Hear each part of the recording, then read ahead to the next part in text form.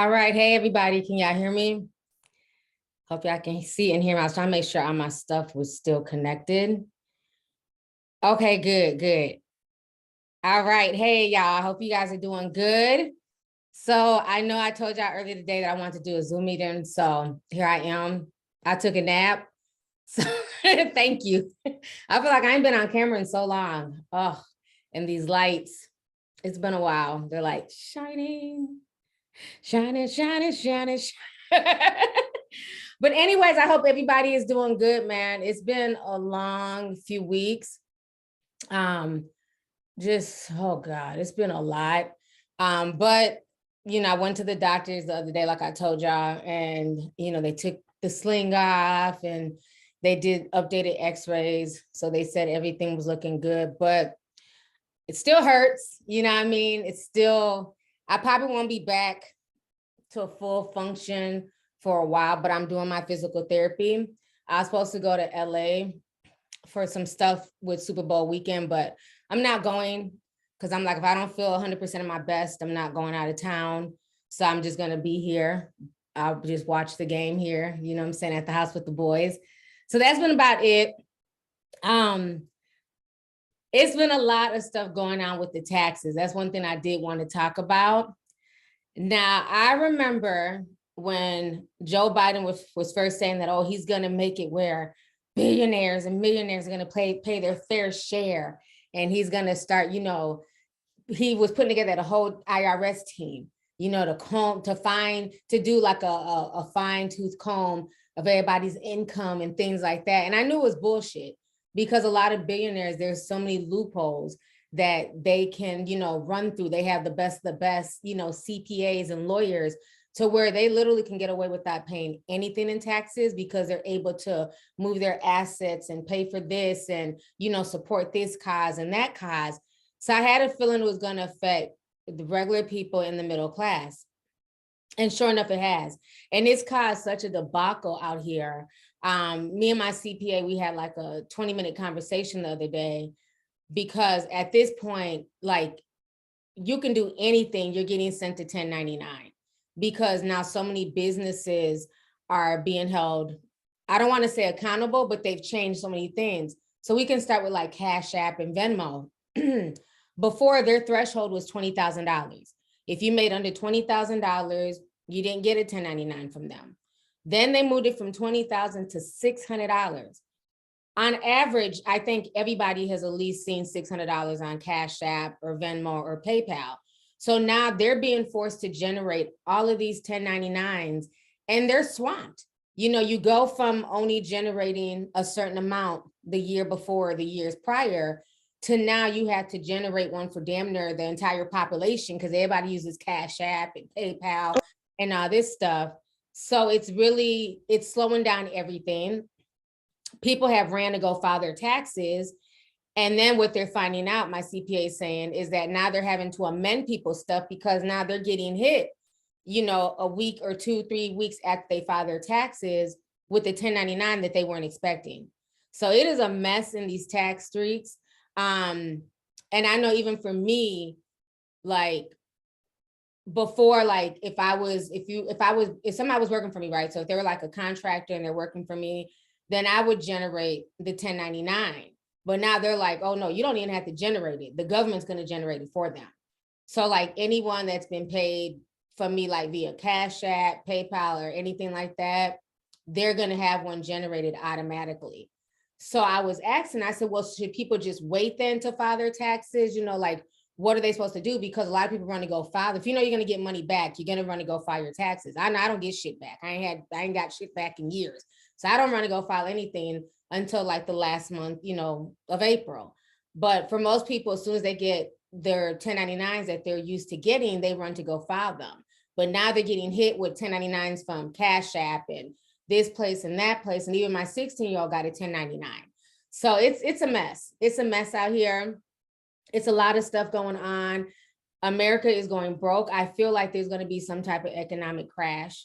I feel like at this point, they are going through the couch cushions of America, digging for change, because it doesn't make sense, because they know the average person in this social media pay economy, is just a regular freelancer. You know, they're not making 20 grand a year. So why go after them for making $600? You know, so it's crazy. So yeah, y'all feel free to raise your hand if you want to talk about it. I want to hear y'all's thoughts on this all these new tax laws. Have y'all ran across any issues? Also, there's a lot of things going on right now with the weather. My friend in Texas, he has sent me a picture. There was all this snow in Dallas. So that kind of shocked me. We haven't been hit with a lot of snow, not like the East Coast. And then I know Boston got hit really bad last weekend. So the weather has just been really crazy. Places that are not used to cold. I know Florida, they went from being like 80 degrees a few weeks ago to getting as low as 20 degrees. So it's all types of craziness going on. Also, feel free if you guys have anything else you want to chat about to get off your chest, feel free to. So let's go ahead and get it popping. Let me go ahead and bring on Proud Dad. Go ahead and unmute your microphone.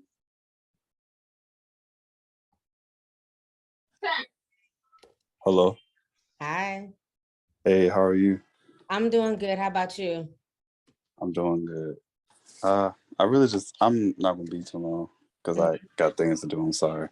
But I just wanted to say it's good seeing you, and hope everything goes well with you. Yeah, I appreciate that. Yeah. Sorry, but I do have to go now. I'll talk to you later. Okay, thank you. Bye. Bye. Okay, you came through with the deep voice just to say, hey, T. Appreciate you. Like, I gotta go now. All right, let me go ahead and bring on Empress Nick. Go ahead and unmute your microphone. Hey, T. Hey, how are you, Empress? Doing good. It's great to see you. Thank you. I appreciate that. All right. So I'll try to be quick because I was putting it on Discord earlier. But if I'll have some time, I want y'all to really sit and look at y'all Social Security card. My son is 9, but they're getting hip to it. But each person's Social Security card should state we're not supposed to give out that number. So why are we giving that number out and then coming around and paying taxes? That's one question I want y'all to be mindful of. Also, the numbers on your Social Security card will designate where your reserves are located in the particular states it's located in. All our numbers are routed to particular federal reserves as to where technically all that money belongs to us. So I know that they had issues with people doing PPP loans and all this, that, and the third. Technically, they're not supposed to be going to jail for that. That's their money. Okay, if you go back and do your research. Okay, House Joint Resolution 192. Remember that. That stated that there's no legal tender here.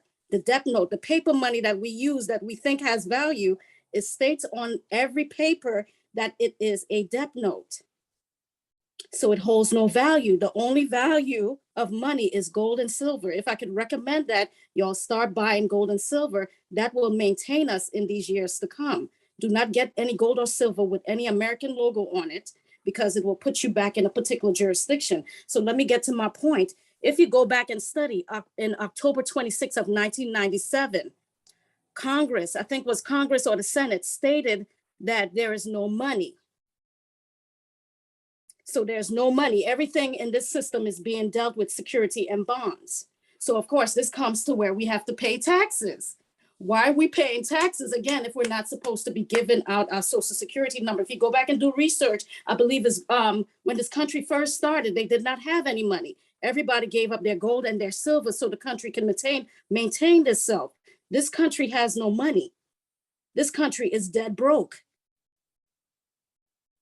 So again, we are the money. So when we pay taxes, technically our Social Security number is generated in the stocks and bonds. So we wonder why all these people are going to jail.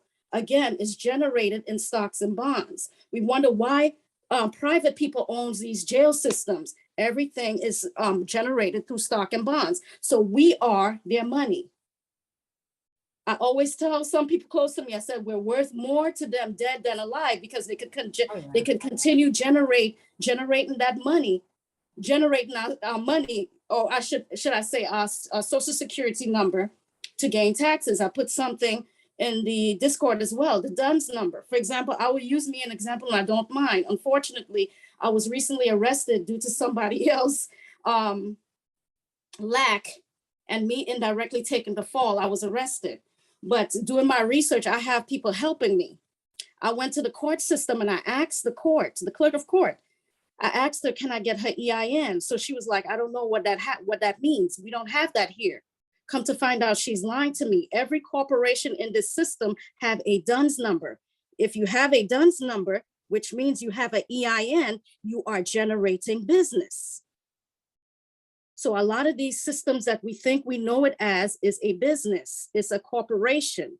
It's not what it seems. So if I could give any advice, I will tell everybody to learn the trust laws, put everything your business that pertains to your business, put it in a trust. They cannot tax you if you are in a trust. So which means, I know I'm going off here, but it's something called a straw man. They're getting slick because they're realizing people are overstanding this. The straw man, that's your all caps name. So sometimes when you get it in the mail, they're changing it now, but it's your all caps name. It's a dead entity. So put that name in the trust as well. Put everything. That's your children, your car, your house, everything. You ever wonder why you pay taxes on your car? People think you own the car. No, you don't. Once you get a title, the state owns that car. Get your car and you negotiate, even down to the price, and always ask them for MSO. Every time you register your house, even your house, when you register it through the state, you have to pay taxes on that, right? But why? God created this land. Why aren't we living free? Oh, put your homes in a trust as well. If you register your house through the state, they will come and take it and pay, and you'll have to pay taxes on it. So I just want to state that, again, I'm still in my learning process to learn a lot. When y'all sign documents, please sign your documents, last name, then first name in red or blue ink. Again, black signifies death. So when you write in black, they are already alerted to that. So that's basically all I wanted to say, okay? All right, thank you so much for calling. No problem. No problem, dear. So I know a lot of people are putting a lot of things in the chat. I'm just reading what some people are saying. Y'all talking about JG Wentworth, honey. Y'all are so goofy. But yeah, I mean, for a lot of people, if you make a certain amount, or if you're self-employed, if you're a contractor, it's definitely better to pay quarterly. You know what I'm saying? Pay every, a few months, so that way you're not hit with a huge ass bill at the end. But I think once you start making a certain amount, you got to get with a CPA. And granted, yeah, we know like a lot of this stuff is a scam. A lot of us are being used as pawns. But, at the end of the day, how do you fight the system? That's the thing. And people can say, well, yeah, it's because that's what a lot of people are saying with the whole PPP thing. Like, they owe me this money. This is my money. Well, per the laws, people are going to prison. So, I mean, while it does sound good, it's hard to fight a system when it comes to money. It's like they'll look how many people have been arrested and thrown in jail for tax evasion, for not paying their taxes. Wesley Snipes, you know what I'm saying? So many celebrities that you can name. They didn't kill anybody. They just chose to not pay their taxes. And for a long time, I didn't understand it. I'd be like, well, why not just pay it? So that way you're not in trouble. But I can understand the frustration. When you're working hard and it's like, okay, the damn IRS is in here with me when I'm shooting, researching, editing, or when they're reading a script and having to, take on different characters and act and all this stuff. And then all of a sudden you're hit with like a $50,000 bill. It's like, oh, hell no. So, I mean, I get the frustration. It's definitely a game, and it's a game where certain people, they're the ones meant to flourish and everybody else is the slave. It's a very, very, yeah, Ron Isley, he's another one. You've had a lot of people go to jail for something as simple as tax evasion. And you got to ask yourself, why is tax evasion seen, on some levels as serious as a serious crime, like, robbery or even, assault? Because sometimes when people go to jail for tax evasion, they do anywhere from between 5 to 10 years. You got people who done ran over somebody or, did a DUI and killed somebody who don't get that much time. So it's like, you can mess with everything else, but when it comes to that money, they don't want you to ever think that you don't have to pay your fair share. It's insane. So let me go ahead and bring on Tim Forican. Go ahead and unmute your microphone. Hey, T, can you hear me? Hey, yeah, we can hear you. All right, don't mind me. I look like a hot mess right now. You're good. I also think, not sure if you heard about the Pandora Papers. I had heard something about that a while ago. Okay. Do you know about the Panama Papers? Okay. Look up, and I'll type it, Mossack and Fonseca. There is a documentary on Netflix. That law firm from Panama even is currently suing Netflix about, because they claimed that there were misconceptions about them. But yeah, they were a shady law firm that they used to set up all these what they call personal holding accounts for rich people around the world. And now that is legal. However, the key is, are your funds that you're putting in them legal? So the reason why Mossack and Fonseca and rich people around the world got caught out on that Panama paper scandal is because that's how a lot of politicians around the world hide money. They put it in the British Virgin Islands, Panama, and even with the Pandora Papers now, there are certain parts of the US where you can hide it too, but I'll get to that in a second. But the thing is that that's how they don't pay taxes. What they'll do is they'll send their earnings over to their personal holding company in the BVI, British Virgin Islands, let's say. And when I need money, for business expenses, send it back to the account. And basically, Uncle Sam or whatever government that, that person lives in doesn't touch their money. The Pandora Papers came out in October of 2021. They're the latest version of that Panama Papers. 3.8 million files were found of all these different accounts from the richest people on the planet, including, I think it was either one of the presidents of Latin America, I believe Chile, was hiding money in America, specifically South Dakota, because South Dakota has a ton of trusts and they have tax laws that are a bit different than the rest of the country. So what is a Chilean president doing putting money in a trust in South Dakota in the United States? So there's currently like a pseudo investigation going on down there. Other politicians and Shakira, other people were named in the Pandora Papers.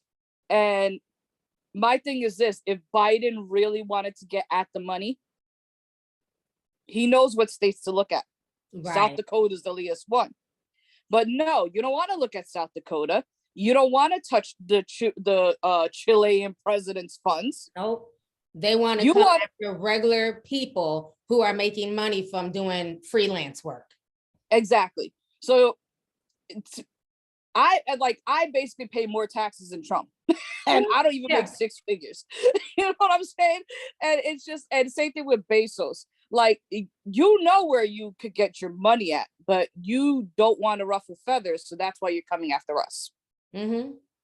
Very much so. I remember I had seen a documentary, and I cannot think of the country.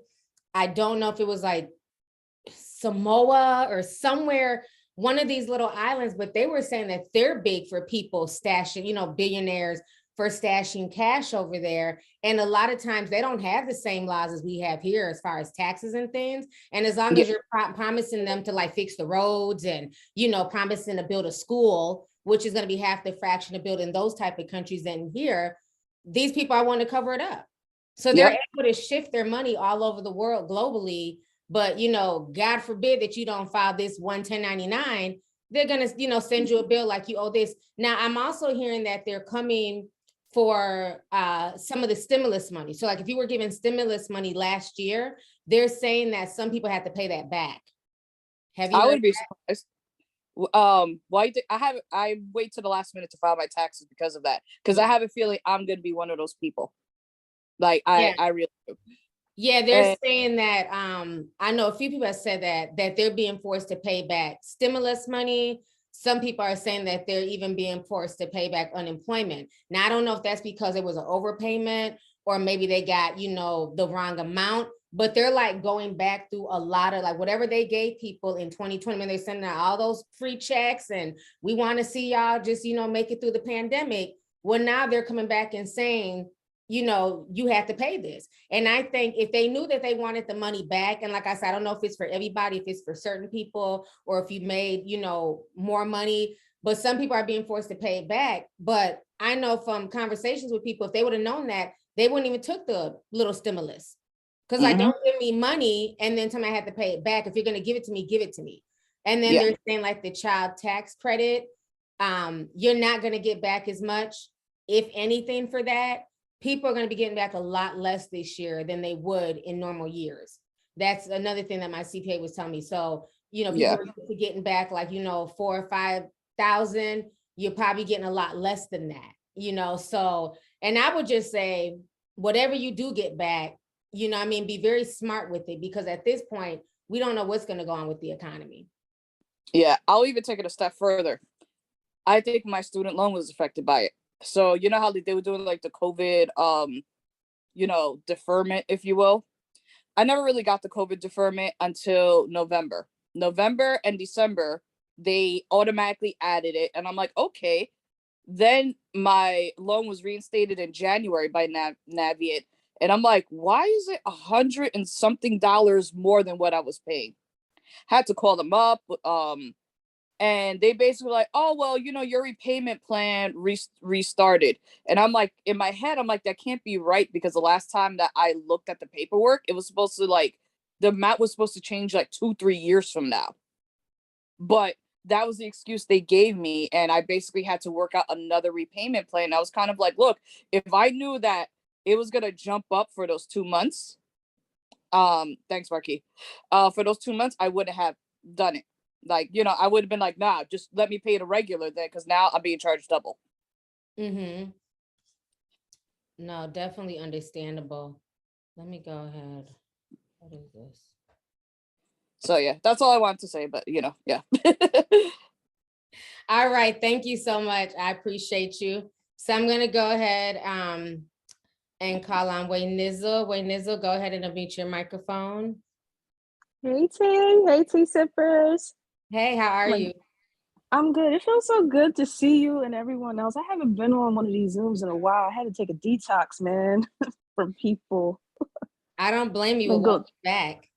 Yeah, I've been going through a lot of stuff. Speaking about money, and you know, taxes and everything, I feel like not only is America brokey broke, but I feel like it's also channeling into a lot of different funding, especially the school system.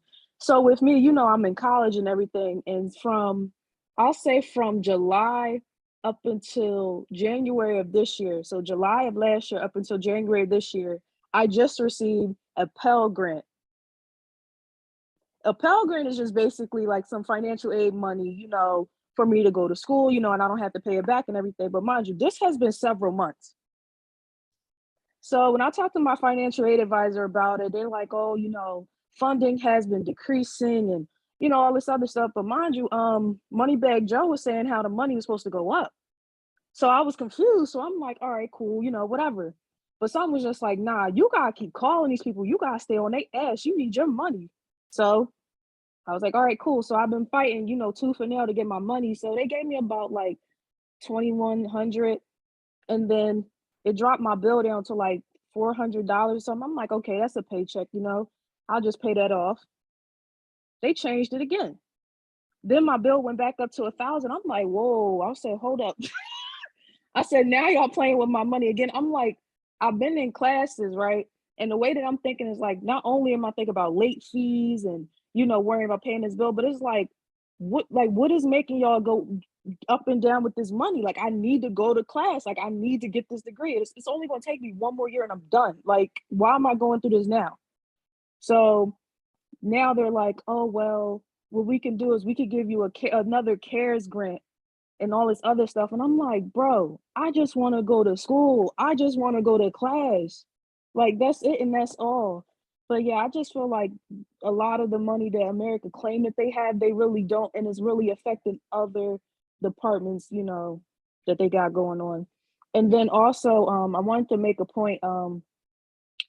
about the gold situation. I hear that California actually had found some more gold in certain mines and stuff like that.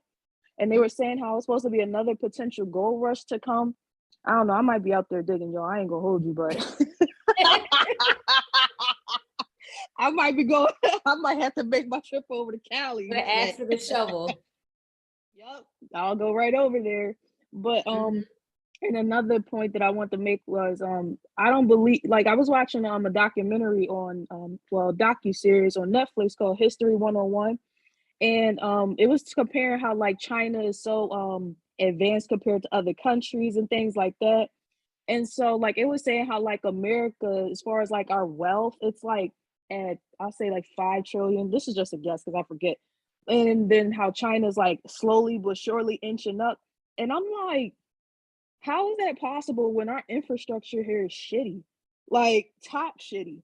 We pay all these taxes and all this other stuff, but our basic highways, our bridges and everything, there's potholes, it's collapsing. Rest in peace to those that have passed from those things. But I'm not understanding how America can be seen as the most wealthiest country, but they can't do the basic necessities. Can somebody explain that to me?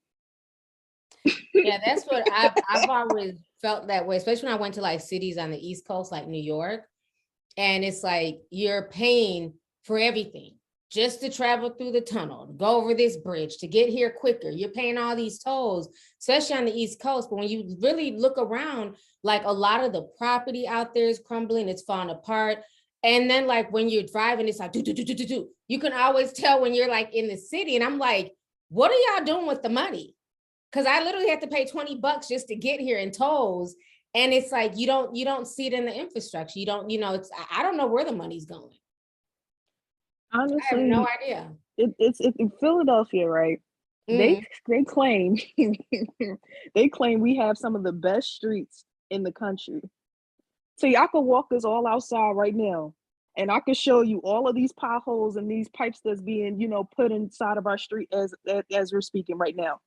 Okay, like it's nothing but lies. And another thing that I don't like in Philadelphia specifically is PPA. These parking authorities people, they be taxing on these tickets. Thank you, Marquis. I've gotten tickets in Philly. I don't know what it is about Philly. I just give people tickets for anything. I had a handicap tag and everything. They still gave me a ticket. I'm like, what the hell? Yeah, you could be at 1 second off. 1 second off. Guess what? Boom, $70. Yeah, I don't, I'd rather just take an Uber in Philly. They will give you a ticket for anything out there. Yeah, I guess y'all need. But I ain't gonna, how we do up here with lead infested schools and all this other stuff, and they worried about parking. Anyway, everybody have a great night. Be blessed. It was good seeing you. All right, you too, sis. Have a good night.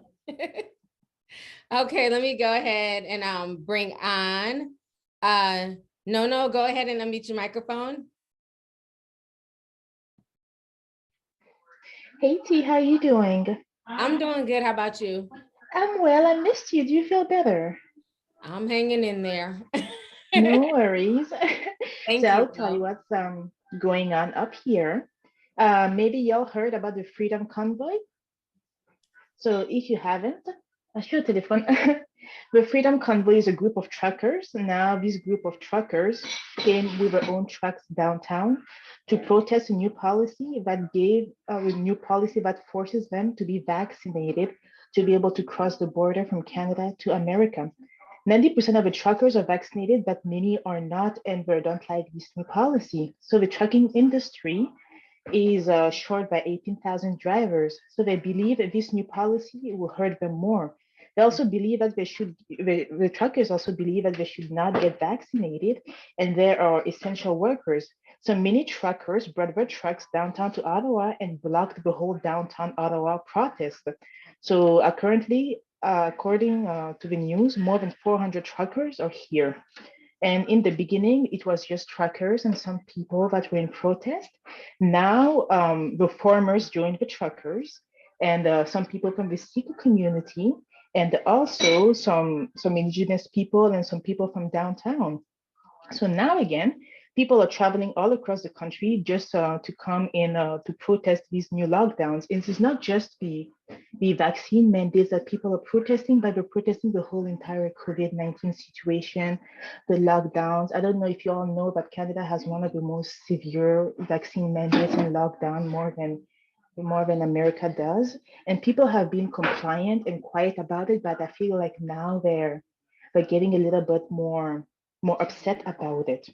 So meaning now the whole downtown is blocked by trucks, literally trucks and cars and things like that. So according to the news, more than 400 truckers are even traveling to come even downtown downtown Ottawa to join the protest. So according to the truckers, they raised more than $10 million on GoFundMe to support the protest.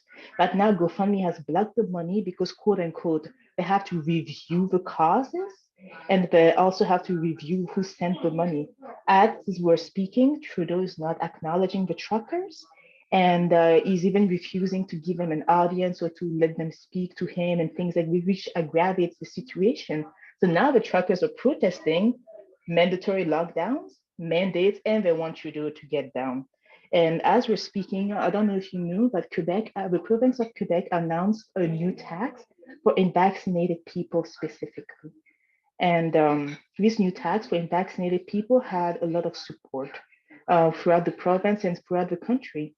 And now, according to the news, maybe or maybe not, they'll put this tax, but it's not official. I won't be surprised if they still have it. So yeah, that's basically what's happening up north. So most of that is taking place in Canada alongside the border. So most of the truckers Canadian. No. The truckers is happening downtown Ottawa. Okay, so they're Canadian truckers then? Yes, they came all over Canada and they blocked the whole entire downtown Ottawa. So it's completely inaccessible. There were trucks blocking the streets and everything, which is quite unusual because people don't usually protest. And to be honest, I'm quite proud that we're protesting because it doesn't usually happen. And it's becoming bigger and bigger. So we shall see what's happening. Well, that's going to be interesting. Keep us posted on what happens. No worries. And apparently it's going to happen in the US too, because it's incentivizing some US truckers to also protest. Well, yeah, there's definitely a huge trucker shortage at this point in America. The supply chain, you can go to any grocery store, there's barely anything on the shelves. I mean, they're not getting in like fresh fruits and vegetables that they usually get in. It's like everything is at the bottom of the barrel. There's nothing being replenished like once a week. So it's affecting, globally everything. And part of it is you have people who don't want to do the trucking work because it's a lot of work to do. Exactly. And the rest of it was because of the mandates. And I went to Walmart today and there's no deodorant at all. At all? At all. Like this whole section was empty, at least in my city. Wow, yeah, it's a lot of stuff that's just, and they have no idea when certain things are going to come in. It's just like, we'll try again next week. Indeed, and these truckers feel like they're being shot in the knee again because they're being put on so much pressure, and on top of that, they have to be vaccinated and comply with the brand new mandates. So it's going to be interesting. Okay, well, thank you so much once again for calling in. I appreciate you. It was my pleasure. Have a lovely night. You too. Bye.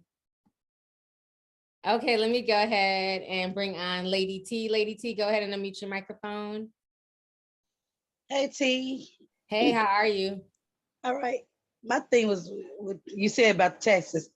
Well, I had got this letter about the child credit that we was getting. And I did my taxes. Then I saw how much I was getting because my cousin told me to put in later. So I could see the numbers change because I don't believe her, even though I do taxes too. So I'm like, she gave to me my tax credit before I put the paperwork in was 6,000 something. As soon as I went back to edit it, before I turned it in and typed that number in, it went to $2,000. It took like 4,000 from me. I'm like, whoa, you didn't even give me 4,000 the whole year with the child credit $250 a month. I'm like, look, everybody's saying the same thing in the chat. They're saying when they went to put in the child tax credit, it changed it up as well. Mine's went decreasingly down. And I'm like, hold up. Then I got another, I ain't submitted because I got another paperwork about the stimulus. It told me to put the paperwork in. for the stimulus with line, that didn't change, so I didn't have to pay that back. Thank God for that one. But then I did my friend taxes. Hers went through, all of them were approved, but then 2 days ago, she just got her tax return from last year that I did for her. They gave all the letters telling me it's nothing wrong. We just combing it with a fine tooth comb. I'm like, that's crazy. It's a new tax season. You call, they like, oh, it's nothing wrong. And then she just got her tax return 2 days ago, and then it told her, oh, we took $200 off because it was something you didn't write and it was unknown. I'm like, so we called and they could never tell us what the error was, why they held her taxes all year to this year. She like, I hope another stimulus pack don't come because I think I'm gonna get hit with the stimulus letter because she's gonna get one too. And I'm like, that's crazy. And I like what she said, the truckers, every store I go to, since I do Instacart, you can play football in these stores. You could throw a football and not hit nothing off these shelves. And since You I do can't go Instacart, to like one, what I've noticed, you can't go to just one single store. no, you You have have to to do go to 4. 4 different stores to finish your grocery trip. So you might go to Walmart and get sweet potatoes and some vegetables. Then you got to go, you know, to Target to try and find milk. And then you got to go to this store. It's like, you can just not go to one store and be like, I can get everything at this one store. It's that bad now. You got to go to like 4 different stores. I have to tell people that when I do Instacart, like, I may start and stop here, but don't worry, you want everything. So I get the meat that Cash and Save that we got here. Get the meat that's fresh. Then I have to go to Kroger's to get the bread, but Walmart got the salads that they want. I'm like, y'all be asking why it takes so long. You want the stuff on list. I have to hop from spot to spot. And that's crazy because I talked to a truck driver. He's like, you want a job? I'm like, no, man, no, they beating y'all up. I don't want a job. He's like, the education free. I'm like, nope. They paying for free truck driving classes here in Memphis. Also nursing classes, they offering free jobs. Like, oh, you can go to school to be an LA. You can be an LPN. You can learn this in 3-4 weeks. We'll pay for it. You just got to sign a contract. I'm like, what contract? But it doesn't make any sense because what was the point of them letting all these people go? Because of the vaccine, man. They let go all these truckers who have been there for years, who have the experience. You know, these were bodies to, you know, drive all these items. Then you let go of all these nurses who have the experience, you know, who had done nothing wrong besides not want the vaccine. And then now y'all are willing to give people free education and, you know, put them through nursing classes. Like, it's just so backwards when you really think about it. And I'm like, that's crazy. I told my cousins because they're all nurses. She's like, it's not worth it because she said, as soon as you get finished doing that, yeah, it's gonna be free. But first thing they're gonna ask you before you start, you got a COVID shot. I'm not getting it because the way I heard they on number 4 over here, and I'm not gonna get stuck for the rest of my life. I'm not, because I applied for a job. She called me. She like, but I got one question that usually I have to stop talking to people. This was my background clean. I'm like, yeah, my background clean. I have driving experiences. Cause I do the side gigs as Lyft and Uber driver. So I'm like, cool. She said the third question is where I get people like, click. She said, do you at least got one COVID booster shot? I'm like, you mean the whole COVID shot? She's like, no, do you got at least one shot? You ain't even got to get the whole section. Do you got one? Or are you willing to get one? Cause I'm like, it's $17 an hour. Absolutely not. I could do Lyft and be self-employed and pay Uncle Sam a couple of dollars. I'm not getting shot for $17. I'm like, no. But she literally told me if I get a COVID shot and bring the paper in that say I got at least one shot, I can get the job. I'm like, no. I've seen people get sick, dead sick from the shot. And my daughter had COVID twice, and you couldn't tell this little girl had COVID because they said she had COVID, but she been running, bouncing around the house up and down all day long. And the crazy part about it, they told me 5 days recovered. And the nurse said, well, let's make it 10 days. Or no, she called me back and said, no, let's get a second negative result before she come back to school. Where you think she got it from? Where she go? I said, school. And where else? She's 8, so school and home. Everybody tested at your house. We both got negative. Me and her dad both got negative. She the only one with a positive result. Like, sound like she got it from school. She the only person with it. But that's all I'm saying, like crazy. They taking the money they offering us, they taking it back, and then they want us to work these jobs after you get stuck. Now they're saying, somebody in the chat says, now the CD is accepting COVID antibodies as a form of immunity after the research study was put out last month. You know what's really funny with the whole COVID thing? It's funny that at the beginning of all this, anytime you said anything, you know, by people who have researched stuff, it was always deemed as false information. Remember, they was talking about having COVID immunity because it's like, that's just what happens when you get a virus, just like the flu or the chicken pox, you build immunity to it. And they were saying that that didn't count. Now, because there's so many people being affected, now all of a sudden, oh, you do have immunity from COVID if you've had it before. So like now they're starting to look at other, you know, avenues, just like when everybody was first saying this was created in the lab in Wuhan. Oh, y'all are conspiracy theorists. Then it came out, it was created in a lab. So it's just very interesting how so many things that people were saying at the beginning of this whole pandemic back in 2020, you know, people were getting flagged for false information, COVID-19 disinformation. They was taking people's channels down, taking down people's Instagrams. And now all this information is coming out as fact via the CDC. So it's crazy, but thank you so much for calling in, sis. Yeah, have a good night. Okay, you too. Okay, let me go ahead and bring on T-Baby. Go ahead and unmute your microphone. Hello. Hi. Hi, T. Glad to see you looking beautiful and feeling better. Thank you, sis. I appreciate it. So I was calling and I went to Florida, which, you know, I'm always back and forth. My grandfather passed on the 8th. Oh, I'm sorry to hear that. Yes. I know he's in a wonderful place. He's with my baby and my grandmother. So, and he lived a wonderful life. But when I went down there, first and foremost, I've never had COVID. With my weakened immune system, I just do my vitamins, things like that. But I think I've said multiple times, I am a fully vaccinated person. So then I got the booster in December because we went to Colorado for Christmas and it was going to be 30 of us. So we had to be tested before we went, stay in for the 2 days, I guess quarantining. We went, everything was wonderful, great. Come back, my oldest had COVID and it ended up being like 7 other people, still didn't have it. Go back to Florida, as you say, ratchet ass Florida. Them people was treating me and acting as if we were foreign, like aliens.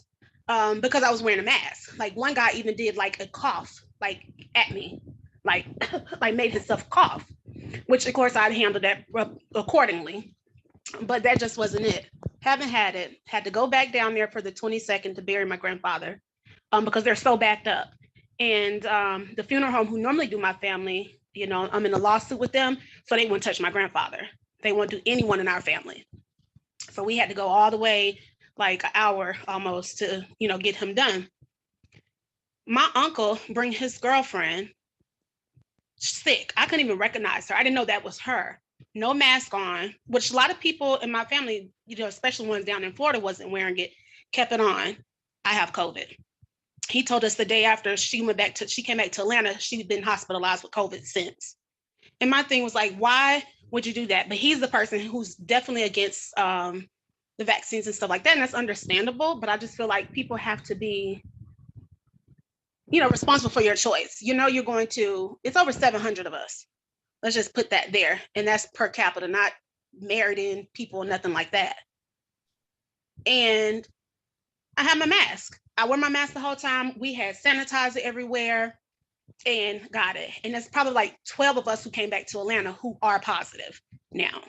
I'm not having really major, how I've heard, I haven't had to go, I did go to the urgent care because I couldn't breathe Saturday. So they gave me a whole bunch of breathing treatments. They told me to go to the hospital because they, you know, want to make sure I didn't have blood clots again, but they let me come home with a whole lot of different type of meds. But my sister, who has perfect health, her and her husband are doing really, really bad. Like terrible. I told her if she feels worse than she is now, I saw her today, I said, you need to go to the hospital. Right. And Remember what we were saying last week, during last week's Zoom meeting? Because, you know, I had a family member pass away recently from COVID. And so from what I've seen, it's really like a roll of the dice. You know what I'm saying? Even if you're vaccinated or unvaccinated, if you get a particular strain and then also the pneumonia, that's what is killing a lot of people. Yep. You and know, I have a, so, yeah, she definitely, if they're doing bad like that, she definitely should go to the hospital and really get a thorough examination, because it could be pneumonia starting to build up. Because I know the person in our family that passed from it, when he had COVID, he was okay. He was kind of fighting at home. Yeah. And then I heard later on that he was out, you know, snow blowing and things like that. So they're thinking that could have been something that caused it, because it was like really cold that day and stuff. Yeah, because you go up and down. Like the first 2-3 days, I felt horrible. And, you know, the last couple 2 days, I've been okay, just a lot of excessive pain. And you probably hear in my throat, like the phlegm is coming up, which my family, we're all incorporating. I've been telling them how to do our pine top tea. And a lot of them who drunk it, they feel way better, which I do too. I have a upper respiratory infection, they said as well. So that's why they put me on antibiotics, 2 separate antibiotics and steroids, which I hate. But I'm, you know, doing what they're saying. I know I can't see someone, but I'm pretty sure I probably did my little time span. I just know I'm over COVID. Like, I'm just ready for it to go back to normal. I don't see that coming anytime soon. I think COVID is going to be the new flu season situation when it does kind of get better, but I'm over COVID. Me too. Like, well, it was Thank good. you for calling in, sis. I hope you get better. Thank you. All right, we'll talk to you later. Yeah, it's so much going on. I know, I'm over it. And it's like, in a way, you want everything to go back to normal, but I just don't feel like it's ever going to go back to normal. I just feel like, as much as I'd be like, dang, I really missed 2019 before all this stuff happened. It's like, it's so much stuff you got to constantly take in. It's so much information. There's another virus that they're saying is coming out of Wuhan. I just can't keep up. It's like, damn, another one. We're already dealing with Omicron. Then they're talking about there's another one coming down the pipeline.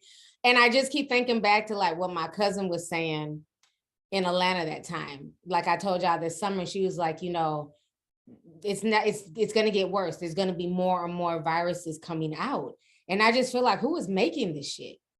I don't feel like it's just naturally replicating in nature. I just feel like there's like some mad scientist, you know, playing with the population. It's just, it's scary. And again, you know, it's not even it's bigger than even the vaccine, because there's people who have it and don't have it, and they're dying from the same way, same symptoms. I mean, it's really scary. So it's almost like just like the luck of the draw. And I feel like, too, has anybody taken into account that another reason why there's a shortage is from the deaths?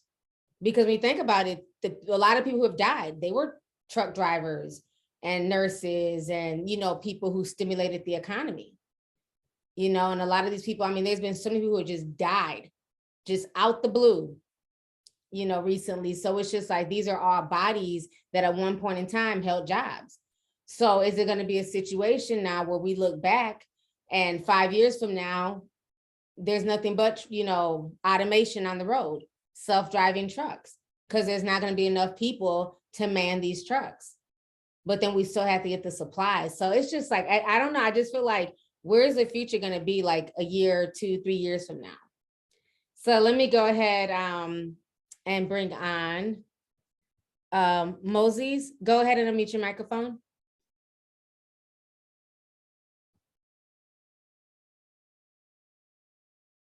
Okay, maybe I think she might be having issues. All right, let me bring on Chiba Stone. Chiba Stone, go ahead and unmute your microphone. Hey T, hey chat, hey y'all. Hey, how you doing? I'm doing pretty good. I wanted to come on here and just drop some knowledge about these crypto taxes, because it's a lot with these crypto taxes. Like the way they have it broken down, it's like you never know when you would have to file, so you'd have to wait on their paperwork anyway. And most of them don't even have the software in order to give you that paperwork, so you're going to have to wait even longer if you've invested. And one thing that I know for sure is if you sell your crypto for cash, like people that cashed out with their Bitcoin because they knew Bitcoin was going to go back down this past year, so they cashed out, they're going to have to file that on their taxes. But if they would have kept it in their wallet and just transferred it to other apps, they wouldn't have to pay taxes on it. And then if you get free crypto, like an NFT drop, like an airdrop, somebody gives you free crypto, you got to file that on your taxes too. And then I was reading also through the tax paperwork that they were saying that if you've stolen anything, then you have to file taxes on that. What If kind of you silly shit is sold that? drugs, I Right. don't know. So I should don't admit to you know. that I done moved 50 kilos of coke so you can get tax money off of it. Is that going to keep me immune from going to prison as well? Girl, when I read it, I was like, if you were at the riots stealing stuff, you need to claim it. That's how I told you America's going broke, because that don't even make no damn sense. So I don't went to really damn don't. Target and looted. Now I'm about to give you half of my loot in taxes? Absolutely not. And then this is another thing. What I was thinking about is, how are they going to be able to track this activity? Are they using all these new sensors and all these new cameras that are able to zoom in and do all of that? Are they going to be able to scan our faces when they scan our faces with the face mask on and all of that, to be able to connect crimes to how much money you should have been paying? And if you don't pay it, you're going to jail. You dig what I'm saying? Like, this is a lot more deeper than people think, even though it may sound silly on the surface.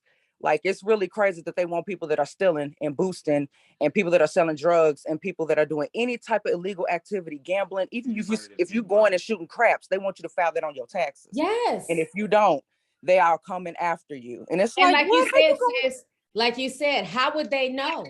If we're in the alley and we're playing a dice game, how do you know? Because you know all this stuff, like the cash economy is an underground economy, right? You know what I'm saying? And even like back in the day, nobody dealt with, we didn't deal with debit cards, and everything was done in cash. So there was always a cash economy. There was always a portion of people, people didn't claim their cash.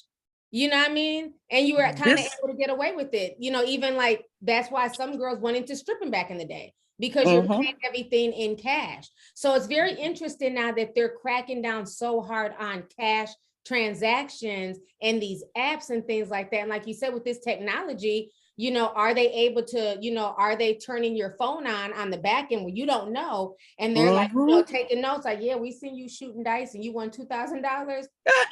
You know what I mean? Like, you don't know, because our phones are the tracking device. You feel me? That's exactly what's gonna happen. And what makes me even more nervous about it is, like, when they were putting up all these 5G towers, when everybody was sitting at home and we were like, oh, the 5G is not gonna do anything. And they've put so many different cameras and so many different scanners and so many different things up in the air that we would not normally see. They have drones that are flying over each farm around here. Drones we can see and hear. If you sit in the back and just watch the air, you can hear them. And it's like they're paying attention to every little bitty thing, including the stuff that's going on farms. Like, even our cattle, we'll have to pay taxes on that we normally wouldn't have to pay taxes on. It would normally be a tax haven. So why would y'all have to pay taxes on cat? I hadn't heard that one. Why'd they say that? The reason why is because cattle is so hard to find right now. So they're trying to tax us for even having it. Well, for one, because we're Black. This is getting very scary.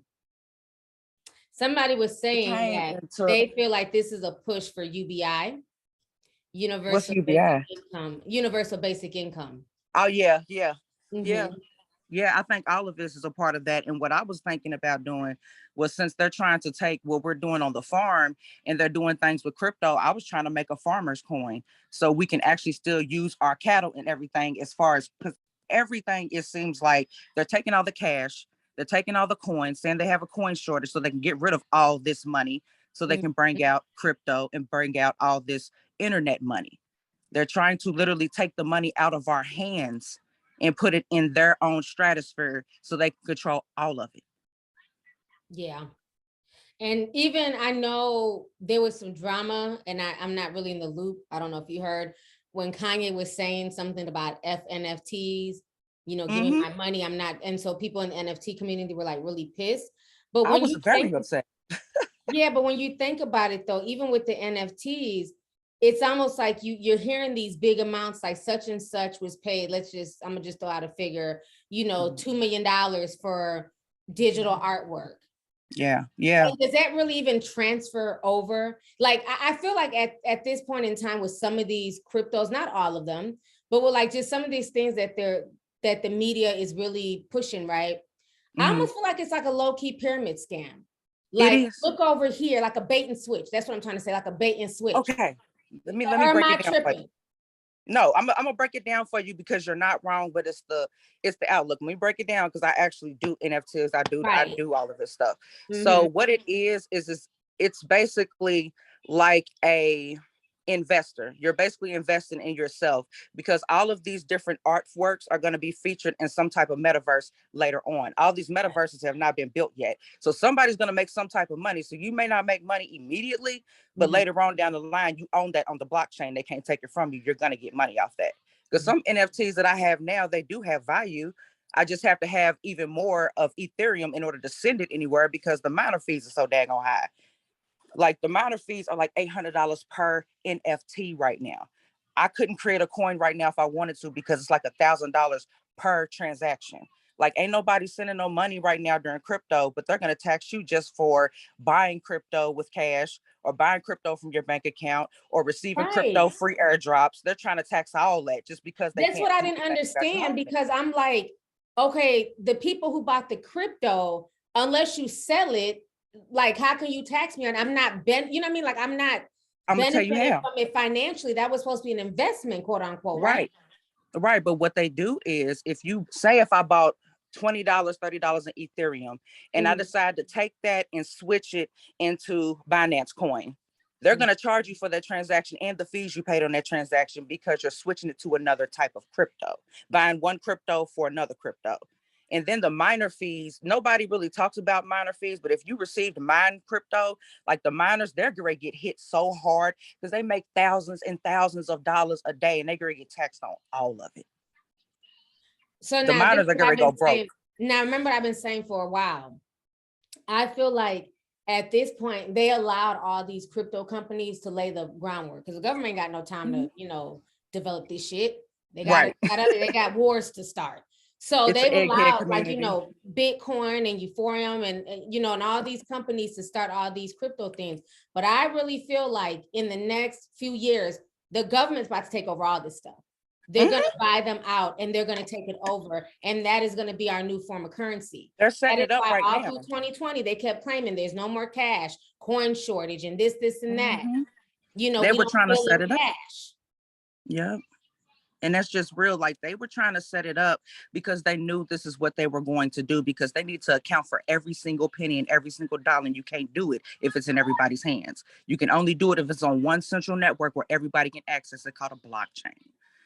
And you can see identity and who owns this coin because the blockchain encrypts it with your wallet address, which is unique to you, which is like 30 characters mixed up with letters, numbers, lowercase, uppercase, a whole bunch of stuff. So it's never identical. Like they really are trying to keep track of every single thing, including just going out and buying. Say if I use my Coinbase card and I decide to pay with my Coinbase card, I'm gonna have to pay taxes on that. Okay. Thank you.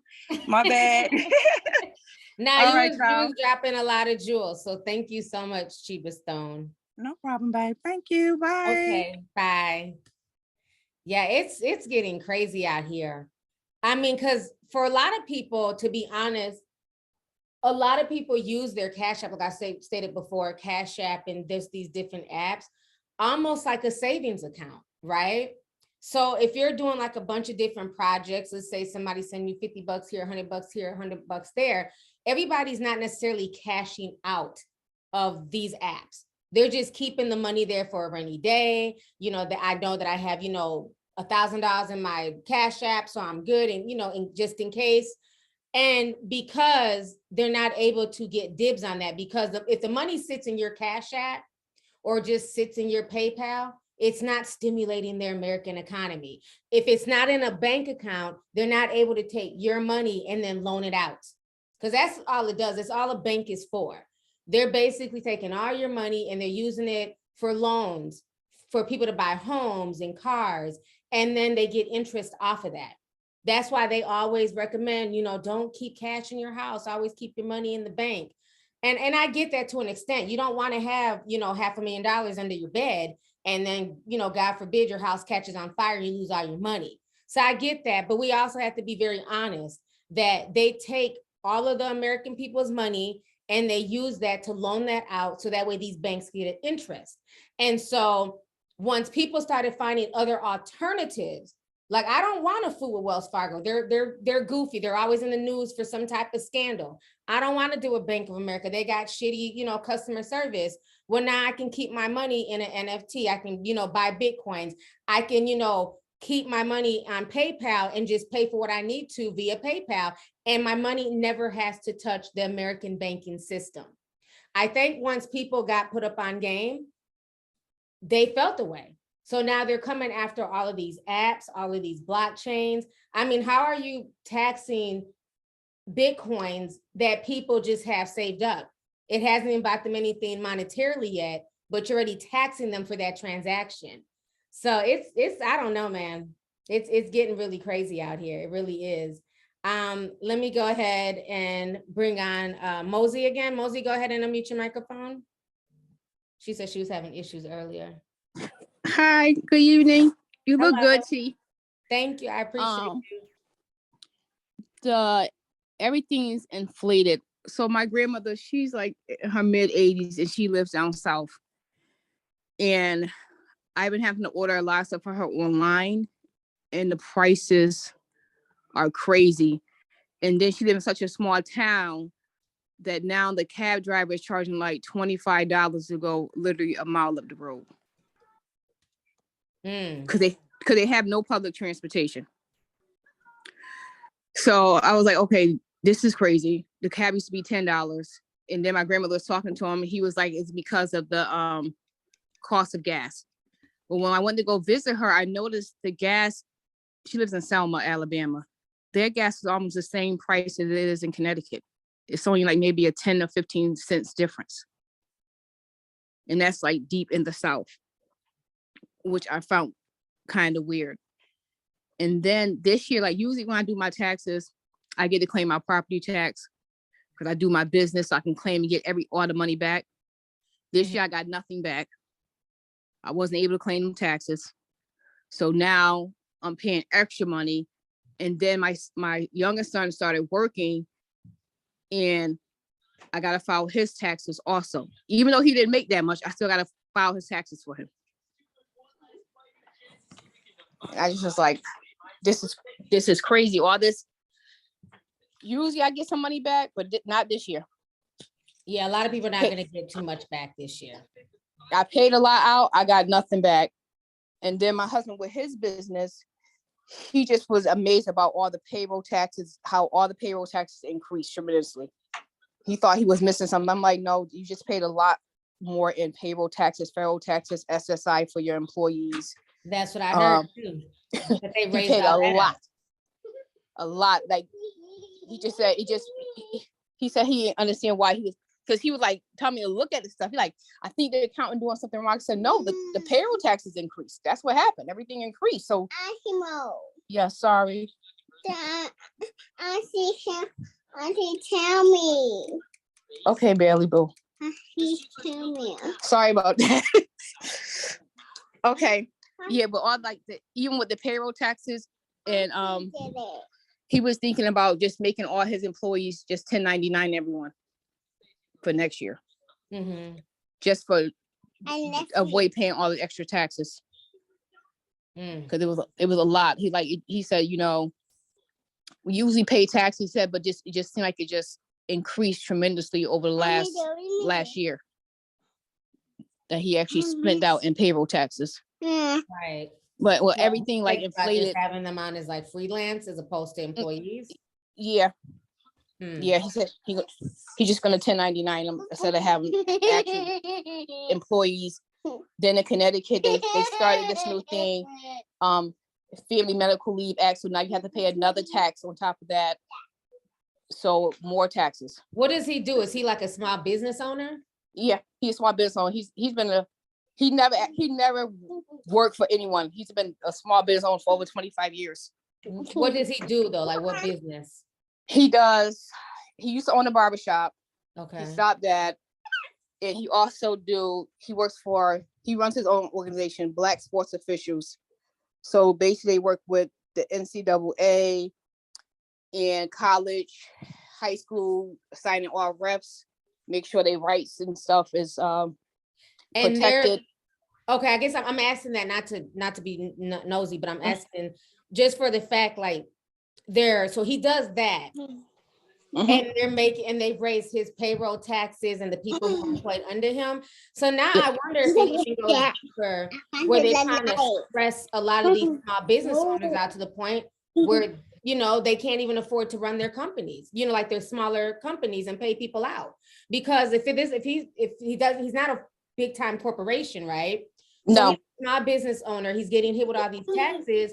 In a minute, small business owners are going to be discouraged on wanting to start small businesses. Because like you said, it's easy to just say, well, hell, let me just hire you as a freelancer and hit all the 1099 to get you out my hair.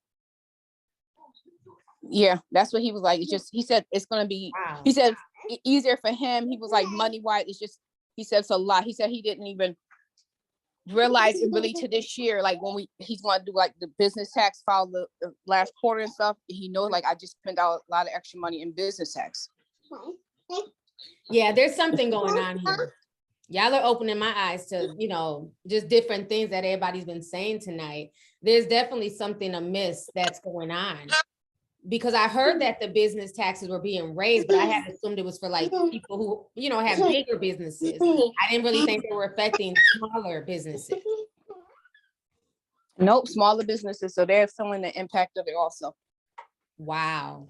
Well, thank you so much for that information, sis. I appreciate you. You're welcome. Okay, we'll talk to you later. Oh, there's a whole lot going on. This is crazy. Somebody said in the chat, they said they tried to take out $7,000 out their bank, and the people acted like she was coming in there strong arming them. And that's the one thing too I've noticed. Like, I remember I told y'all a while ago when I got into it with Wells Fargo, because they would not refund me back money that I got scammed on Zelle. I paid a company through Zelle, and they basically scammed me for $2,000, and they would not reimburse me back. Everybody else, I've never had that issue with PayPal or anybody else.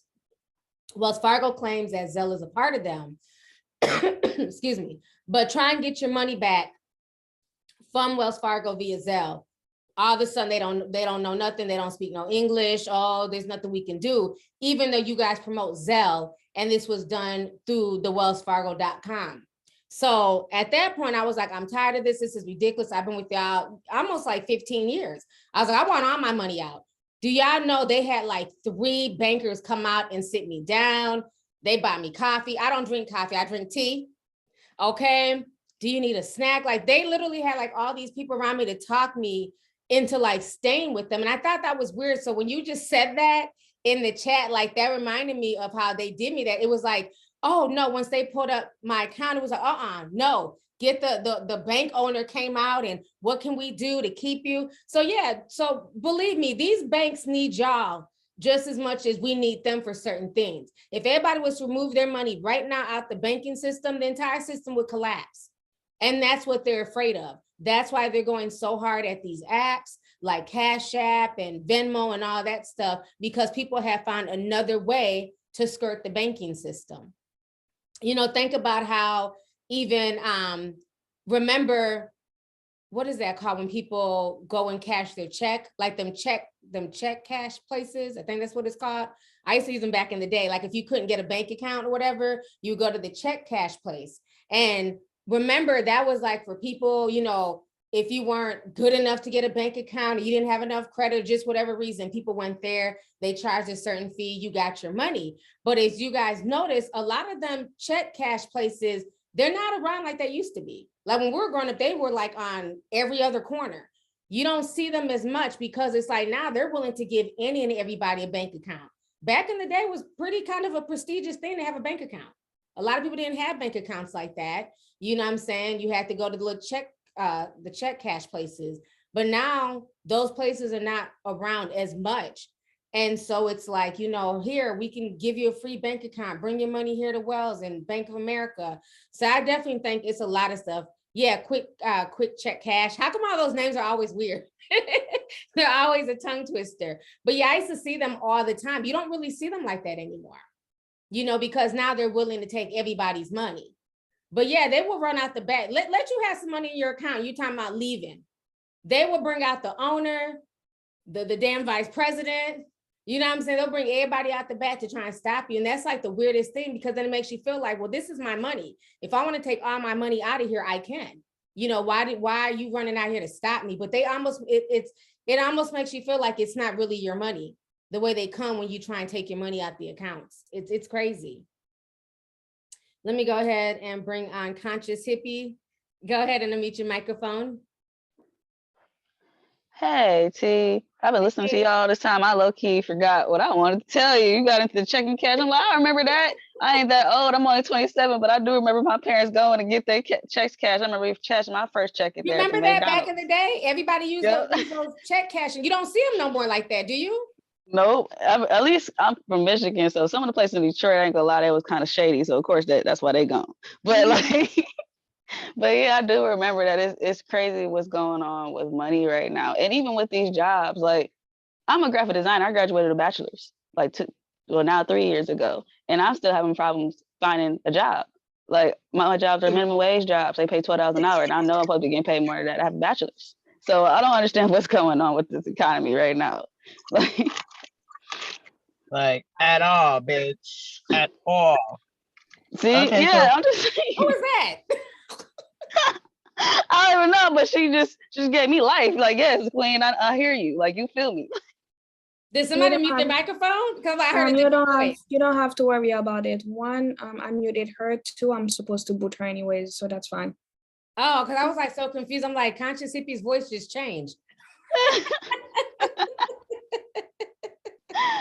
Oh my gosh. Okay. But everything is weird, man. And it's on top of like with Biden, everything he's doing with his infrastructure bill and stuff like that. And where's Kamala Harris? Kamala, whatever her name is. Where's she at? When you see her, let me know. This is the most disappearing vice president I've ever seen. I just don't understand. Like, and I'm just young, so it's like I know there's a lot of me still to learn, but I don't remember seeing this when I was a kid, just watching adults, because I have an old soul. And I'm just like, what's happening? I feel like I'm growing up, everything that you were told how you're supposed to operate in the world, it's not working anymore. You can't even do it that way anymore. How old are you? 27. Yeah. And you know what? It's so interesting because I was having this conversation the other day with my sister-in-law, and you know, her kids are, my nephew is, he's 9, and then the little baby, my little niece, she's 2. And I was, you know, when I was talking to her, I was like, I don't even know like what parents with young kids are thinking right now, because it's like, I have a 16-year-old and I don't even know what his future is going to look like. And you're right. I can just, and I see it with a lot of people in their 20s, like 23 to 28, 29. And it's almost like they're just going through the motions, because like you said, did the right thing, got good grades, went to college, got a degree, you know, and then now you're ready to get a job and there's nothing out there. If you're getting a job and you're making $12 an hour, you didn't need to go to college for that. Exactly. You did, and that's just how I feel. And that's the part that's so frustrating, because it's like, what do people have to look forward to in the next 3 to 5 years? And that's just where I stand. Like, I want to have kids and things too, but now at this point, it's just like, forget all that, bro. Like, I would hate to bring somebody into this world to experience what I'm experiencing. And I'm not even going through half of the things that people in my position are going through. At least I get to stay at home with my mom. But it's just like, this isn't what a 27-year-old wants. Like, I'm supposed to get a job, go to school, get my own bills, get my own apartment, and be an adult. And I just feel like so many things are hindering you from just doing the little things. Right. Yeah, it is. It's hard. A lot of 20-somethings are going through that. You know, a lot of y'all still live at home, and that's okay. You know, like all of my friends, like a lot of our kids still live at home. And we were talking about that. Like, we were out of our house by the time we were 18. Yeah, like my sister was out at 17. Yeah, like y'all really can't go anywhere because even if you try and go get an apartment, they want first month's rent, last month's rent, a deposit, credit check. It's all this stuff that we didn't have to give them when we were growing up. So here goes the first month's rent, leave me alone. You know what I mean? Like, here go your keys. But things have changed so much because the economy is just so bad right now that they can't trust that if I let you into my house, my apartment or whatever, and I rent you this apartment, well, you could get fired or get COVID a week from now, and then you can't pay. Yeah. It's just so And many that's things that are going on that's affecting everything. yes. And that's what happened to me. Like I was doing fine with my finances and I caught COVID. And after that, everything from this point is going downhill for me trying to catch up. So I'm so sorry for taking time. And also, where the hot Cheetos at? I just need that. The hot Cheetos? They don't have no hot fries in stock and they don't have no chocolate muffins in stock. And that's my comfort snack. And I'm getting very upset because they're not here. And I understand that the truckers having problems, but I need my snacks. Yeah, that's all I gotta say. Snacks. There's a lot of missing snacks out there. But thank you so much for calling in, sis. Yes. She said, where my hot Cheetos at? There's a lot of snacks. Let me see here. Let me go ahead and bring on Univirgo Soul. Go ahead and unmute your microphone. Hey, Tay. Hey, girl. Nice to see you. Hey. Yo, so I wanted to say, since the last person just said, where my hot Cheetos and all that, I was thinking as I was saying all these stores was like, had nothing in stock. I was like, yo, I just said the other day when I went to this one grocery store that I go to, I don't know if y'all got a special deal or if y'all with the cartel, y'all taking all the supplies, but this store is always supplied. They like, as soon as you take a box of cereal, they put it back up. Like the whole face, you could take a picture. It's like a picture out of a magazine. The way that the freaking grocery store look, it's always stocked. There ain't nothing missing. No fruits, no vegetables. I'm like, y'all got a special shipment? Because I go to Stop and Shop, they ain't got no Polar Spring, they ain't got no ginger ale, they don't have like the baby food, baby wipes, baby nothing. Y'all got everything. I'm like, so what kind of special Dominican, El Salvadorian, because they mix it in here, what kind of freaking cartel shit y'all got? They got all the meat. I go to the butcher shop there. I can't find meat at the grocery store, but I go to the Spanish stores. They are always stocked. They are all, even the corner stores. The Spanish corner stores are always stocked. They be like, mommy, why ain't you come? And I be going in there like, damn, why didn't I? They go all the freaking tissue. They taking all the tissue. They buying it up and putting it in their stores. But yeah, so I thought about that when she said that. If she want hot Cheetos, she need to come to Boston. Okay, Harley Quinn. She need to come to Boston. I was talking to the niglet, but she need to come to Boston and she need to find some, what you call it, because some food, some hot fries. They right here, and if she inbox me, I'll send you some, boo, because there's plenty here, any kinds you want. But yeah, I wanted to say touch on the Cash App joint. So during the pandemic, I was working. No, before the pandemic, I was working. But then I was pregnant just before, I guess, it started. So I had a baby. Of course, I'm not going to be working. And I'm a single mother of 4. So I had to get on welfare.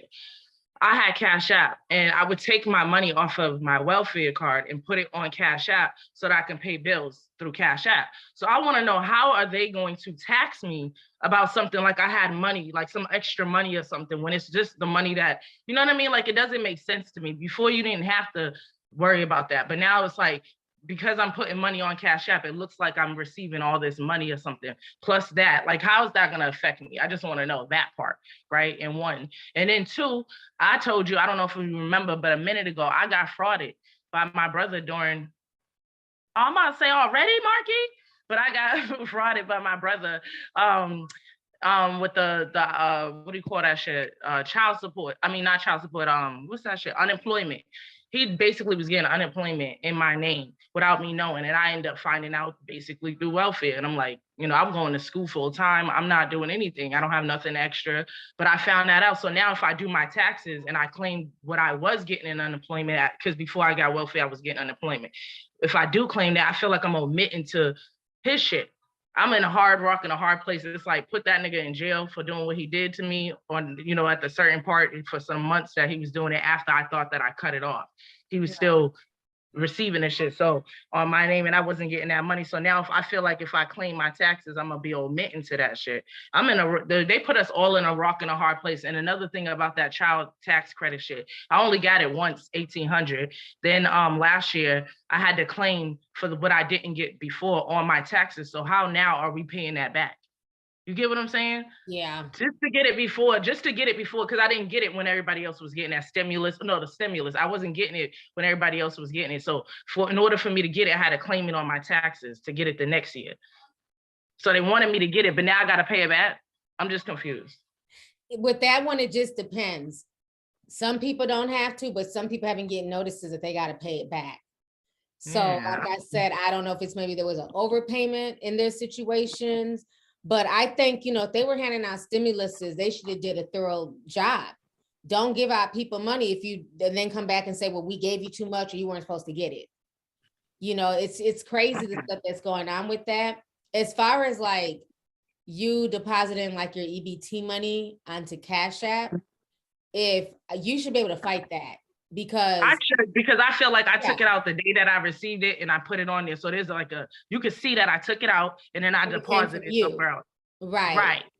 You So should I would see think that. with that, if they try to come at you with that, as far as like during tax time, you should be able to show receipts that you were just. And no, but a whole nother thing too. Another thing before, just real quick, Marky, before they just now updated the app, so you're able to put your own money on. I'm now able to put my own money on. I could go to a store. Before I used to have to give somebody the money to put it, and they would cash at me the amount that the same thing. But that's what I would have to fight too. They didn't have the option that they have right now. It just started a few months ago that I was able to put it on myself and not have to ask somebody else to cash at me that much and come get this cash. You get what I'm saying? So that looked like something. That looked like I was getting money from somebody, but I was just using them because it wasn't an option so I could pay these bills. So I'm gonna have to fight it, but it sucks how they've been putting us in this position. That's all I want to say. Like, it's just really sucky. It does. Well, thank you so much for calling in, sis. I love you, boo. Love you too. Bye. So let me go ahead and bring on Becky Misa. Go ahead and unmute your microphone. Hey T, can you hear me? Yes, I can. How are you? I am blessed. How about yourself? I'm doing good. Oh, I think you muted your phone. I said, you look good, T. We haven't seen you in weeks and you. I know it's been a while. Giving out this glow. Yes, ma'am. I love the wig. Where did you get it from? Girl, upstairs in the closet. Child. I got a big wig closet. I didn't just use this one. Just pull it out. Okay. I gotta show you my little closet sometime. Everything's shrouded and organized, color and length and all that stuff. Lord, I need to step up on my wig game, Jesus, because I can't be showing these locks that hasn't been retwisted yet. Jesus, Lord. I just have a few things to talk about. I know last week I did say about the whole issue with my hands and how it's changing colors.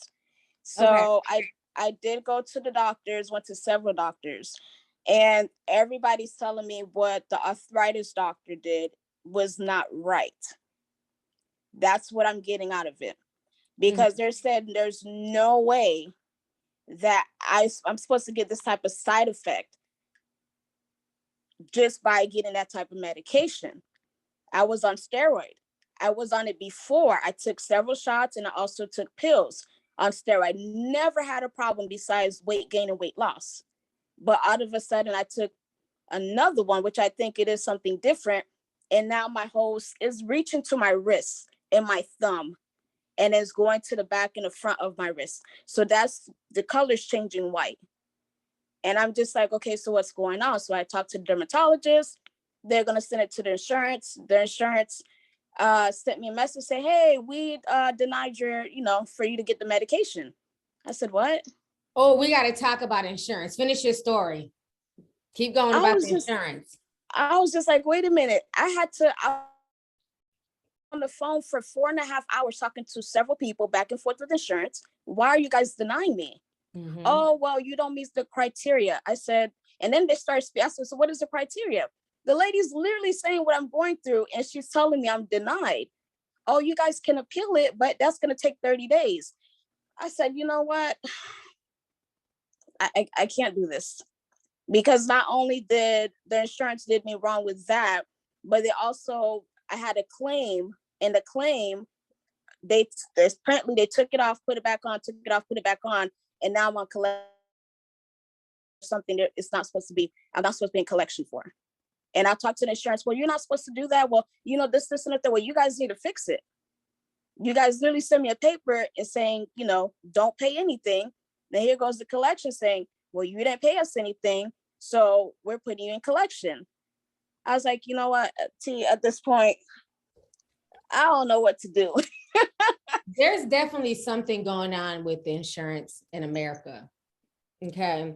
Now, let me tell y'all my story real quick, since we're talking about insurance. I meant to talk about it earlier, but then I forgot, child. So thank you for bringing up the insurance, because I'm noticing a lot of people are having issues with their insurance, denying claims. They're stopping coverage from a lot of places.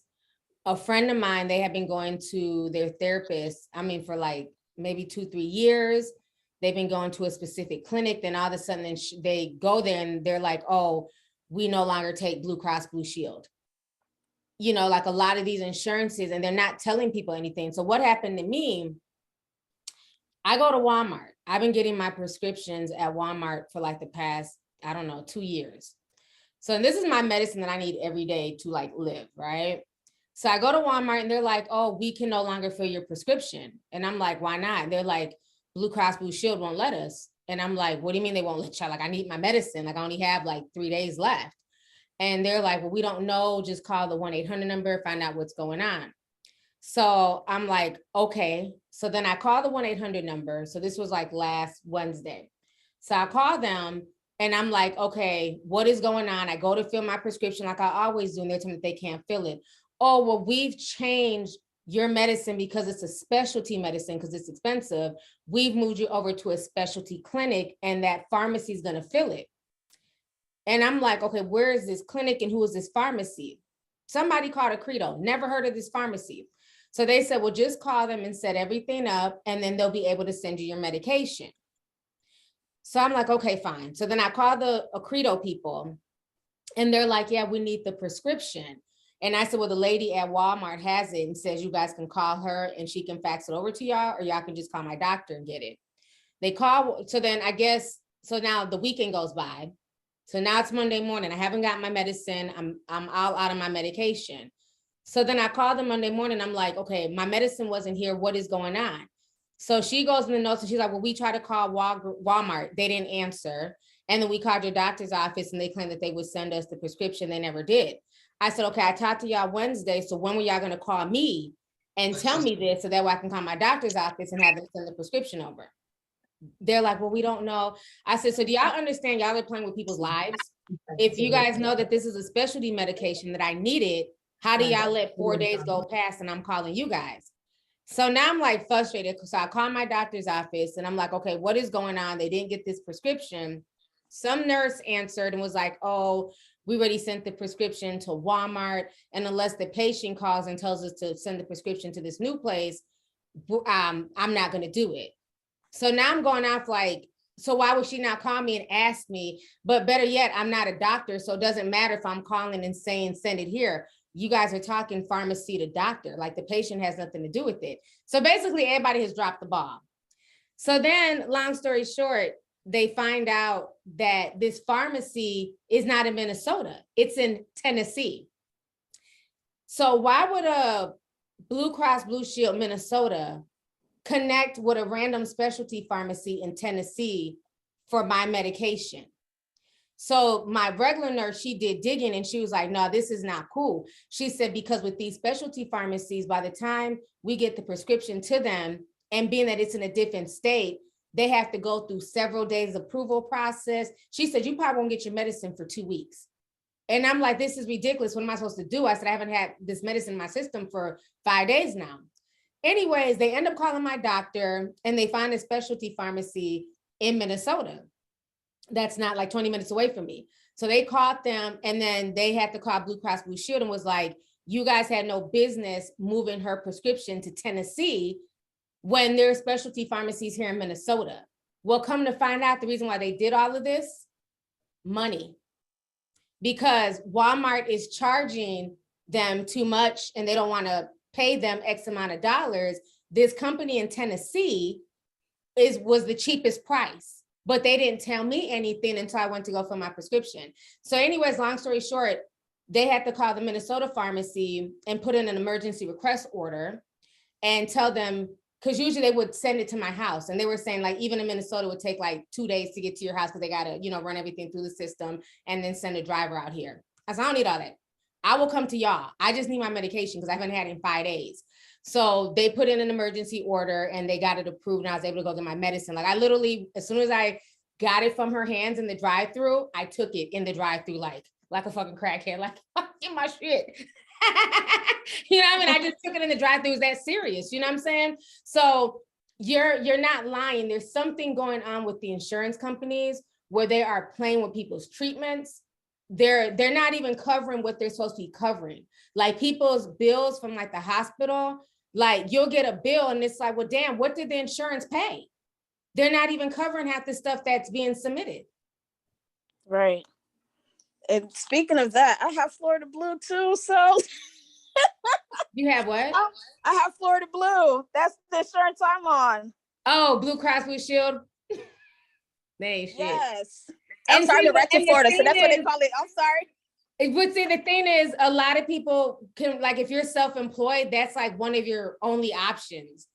You know what I mean? Like, because everything else is like, you have to go, like, if you're like on Medicaid and stuff like that. But if you're self-employed, usually it's Blue Cross Blue Shield or Health Partners here in Minnesota. And Health Partners, they suck. So I don't fool with them. So it's just like, well, what are we supposed to do now if they're doing all of this sneaky stuff where they're not filling prescriptions, they're not covering half the stuff that's being submitted to them? Like, I've never paid such high bills ever as I've had these past year and a half.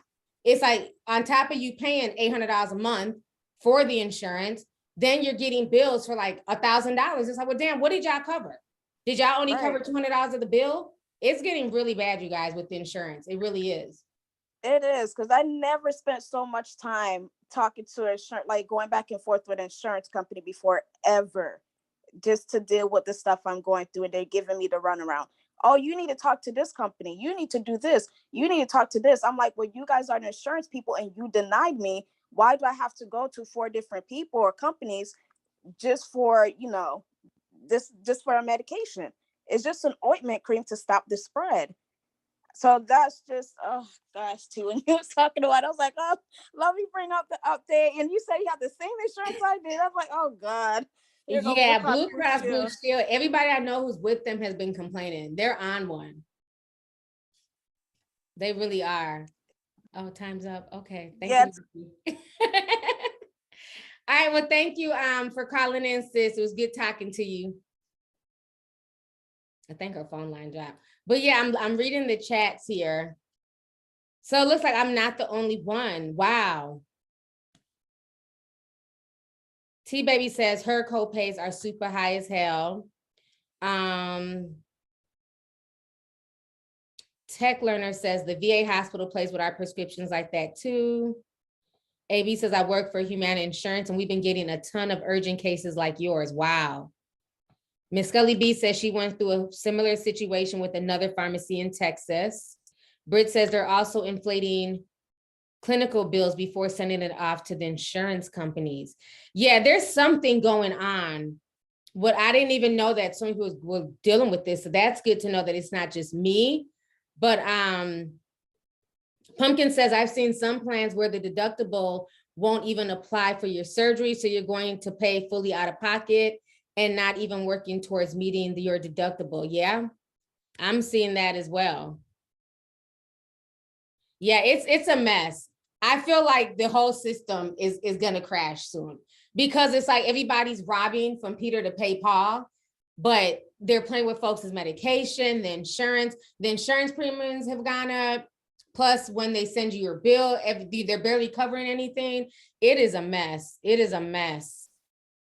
Okay, let me go ahead and bring on Taisi. I don't know if I said it right. Hey T. Hi. Hi. How do you say your name? Well, it's T's, but I really want to change it. Okay, it just has a lot of E's in there. Okay. Yeah. So I wanted to bring up, you kind of hit on it earlier about, I honestly forgot. I'm just over here listening to y'all. One thing was the military. I read an article that the Army was kicking unvaccinated soldiers out. And I used to be in the Navy. So I'm just like, they're really going to lose a lot of good people, more good people than they already let go already. So, I mean, the whole vaccinated, unvaccinated thing, I don't know when it's going to hit a wall, but I feel like they really just need to let it go and respect people's choices. And if you want to be vaccinated, that's one thing. And if you don't, you just got to deal with the consequences and get all the tests that you need whenever you need them. But to let people go out of the military, it's just like, what are y'all doing? We're already not as advanced as we portray. And now you're letting go more people that have knowledge and experience. And you're just going to be left with a bunch of people there to get a paycheck, just to be honest. Mm-hmm. And so I don't know. And it was one more thing I wanted to bring up, but I really did forget. But I'm glad to see you back. And I hope that you continue to heal very well. And I'm going to be here for everything. Okay, good. Well, thank you so much for calling in, sis. All righty. Good night. Okay, good night. All right, so we're going to take a few more calls. We're going to go until 8:30. It's 8:09 now. So let me go ahead and bring on ZZ. Stay tuned. Go ahead and unmute your microphone. Hey, T, can you hear me? Yeah, we can hear you. How are you? Hey, I'm good. How are you? I'm doing okay. So I just wanted to talk about things at my job. I work in the public sector for a major city in the Bay Area. And I work at a call center. We take calls for the whole entire city and county government. And it's been ridiculous. Like every government department is using COVID as an excuse to not come to work, to not answer the phones, to not see people in person, and everything gets pushed on us. And people are so frustrated. We take the call, even for property taxes. Like some people couldn't even pay property taxes. They're sending bills to homeowners telling them like, oh, now you have to pay this because we think you may be renting out your unit. And they're sending, it's just ridiculous. And it's just all an excuse. And people are frustrated. And I just feel like it's So let all me a ask you, big. if people don't pay their property taxes, then is that when they can like take their home, even though they paid their mortgage? Yeah, so they made it difficult for people to pay their property taxes. Like a lot of older people, they own houses it's in San Francisco. They own houses there, and they don't know how to use the computer. They're telling everybody, go online. It's an automated message. Go online and pay your taxes this way, blah, blah, blah. But these older people don't know how to do that, and they wouldn't let them go in person to pay their property taxes. So it's just really, it's horrible, and I feel bad, and our hands And are my tin tied hat is because tingling. My tin hat is tingling. yeah, So, mine is too. so people want to pay their property tax and have the money to pay it. They Mhm. don't know how to do it online, but Mhm. they won't take it in person. So They have to schedule an appointment. So you have to schedule an appointment and wait a week for somebody to contact you to let you know when you can come in, and it's really sad. that sounds It's really suspect, sad. because by the Yeah. time, if you're even able and lucky enough to get an appointment, if that happens, so are they doing this to put people in a stressful situation where then they can still come and get their house and just say, well, you never paid your taxes, even though they Yeah. were trying? Because why all of a sudden would you make it only an online option unless you make an appointment? They should Yeah. be able to just literally come up there with a check and drop it in the drop box. That's what we do Yeah. here. Yeah. Yeah, they made it very difficult on older people. Another thing is to the transit system up here too. It's been ridiculous. They let go of hundreds of drivers. So buses are, and a lot of people rely on transit. It's a transit heavy city, and they rely on transit, working people, of course, to get around. And now people, before it was really smooth, like a couple years ago when I first started there, it was smooth every 10 minutes, 5 minutes. Now people are waiting. They've been calling, say, I've been here for an hour. I've been waiting for 20 minutes, 30 minutes. I'm trying to get to work. And it's just crazy. I just see like, it's really sad. It's really frustrating. Another thing is too, that recently there was a mandate that was passed for people to, like, you can take off your mask now in certain settings only if you have a booster.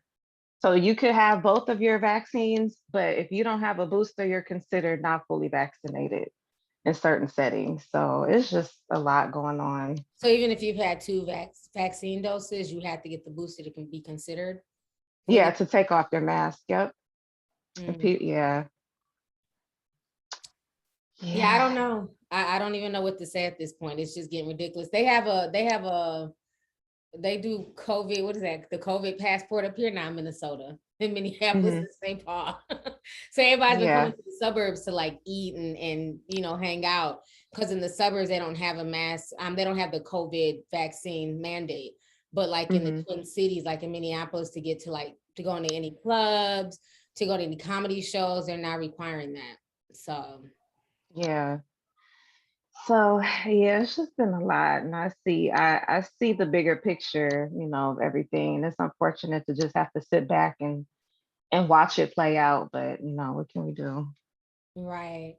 Well, thank you so much for calling in, sis. It was good talking to you. Thank you. Good talking to you. Have a good night. You too. Bye. Okay, let me go ahead and bring on Elon Musk's monkey. Go ahead and unmute your microphone. Hello. Hello, hi. Hi, can you hear me? Mm-hmm. All right. I want to make 2 points. The first point is with crypto. I think what's gonna happen is what's happening with crypto is that crypto is a bunch of hashing. So it's a bunch of like ones and zeros.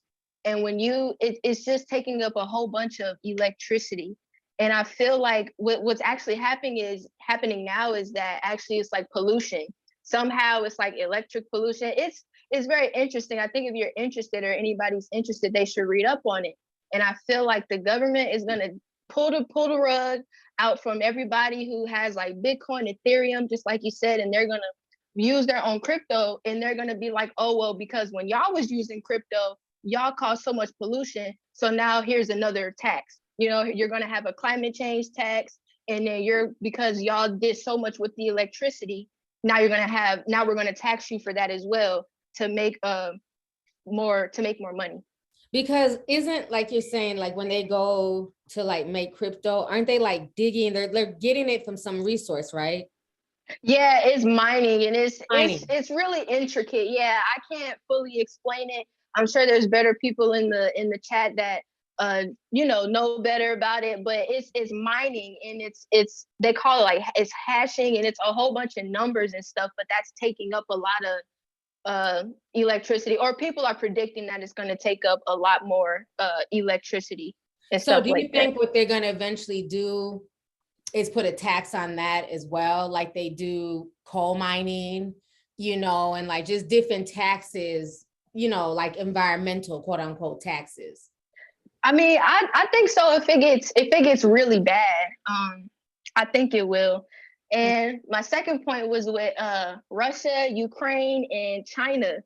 I don't know if y'all know, but Russia is really big enough they're really getting ready to take over Ukraine. And I feel like when they do that, in the background, China's going to try to take over Taiwan.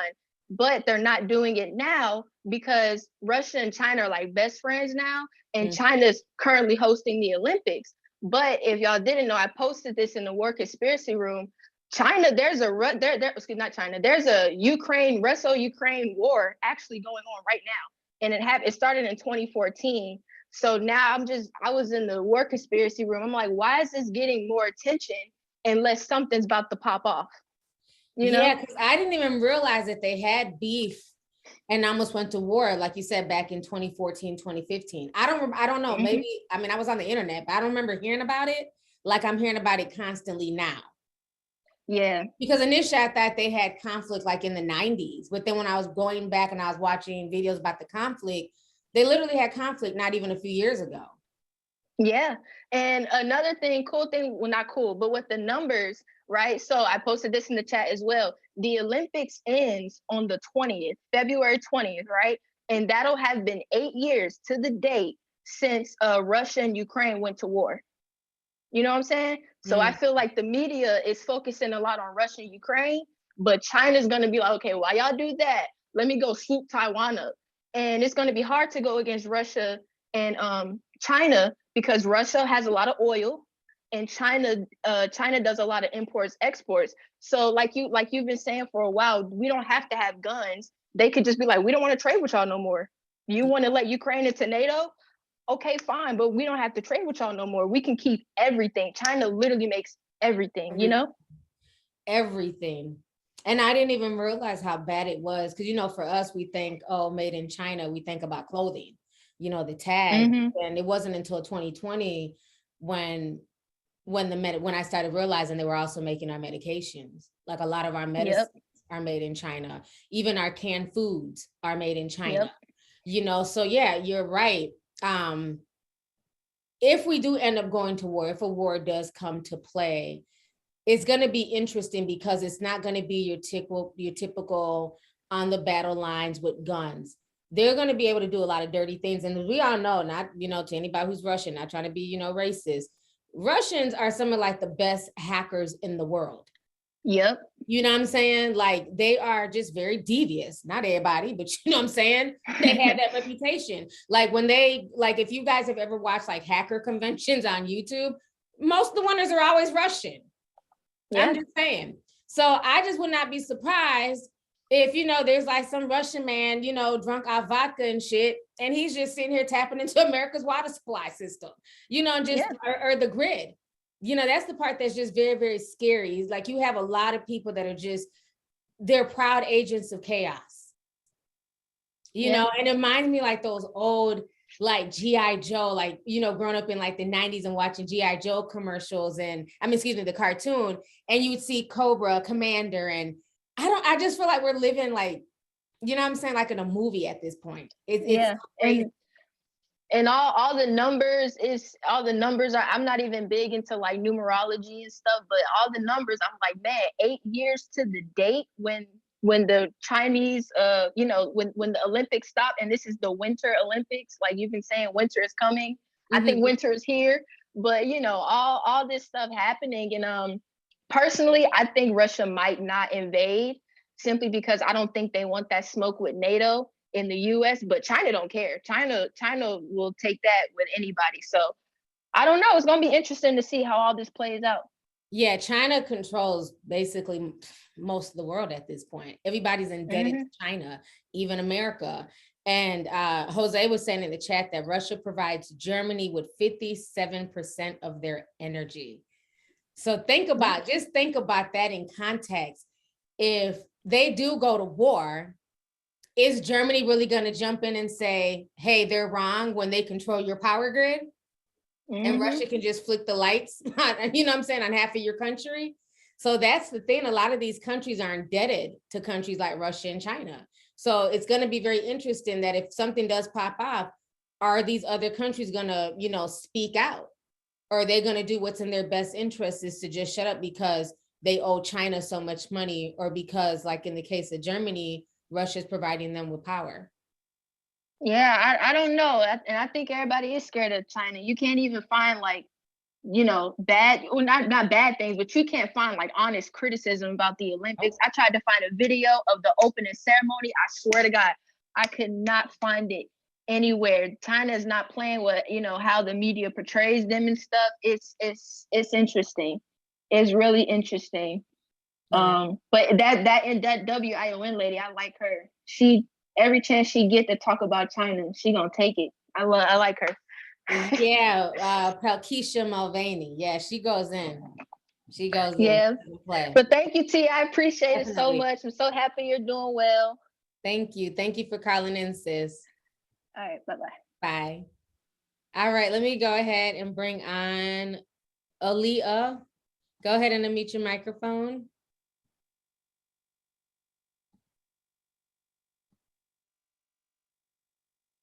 Okay, maybe it's not working. Okay, let me go ahead and bring on Scully B. Go ahead and unmute your microphone.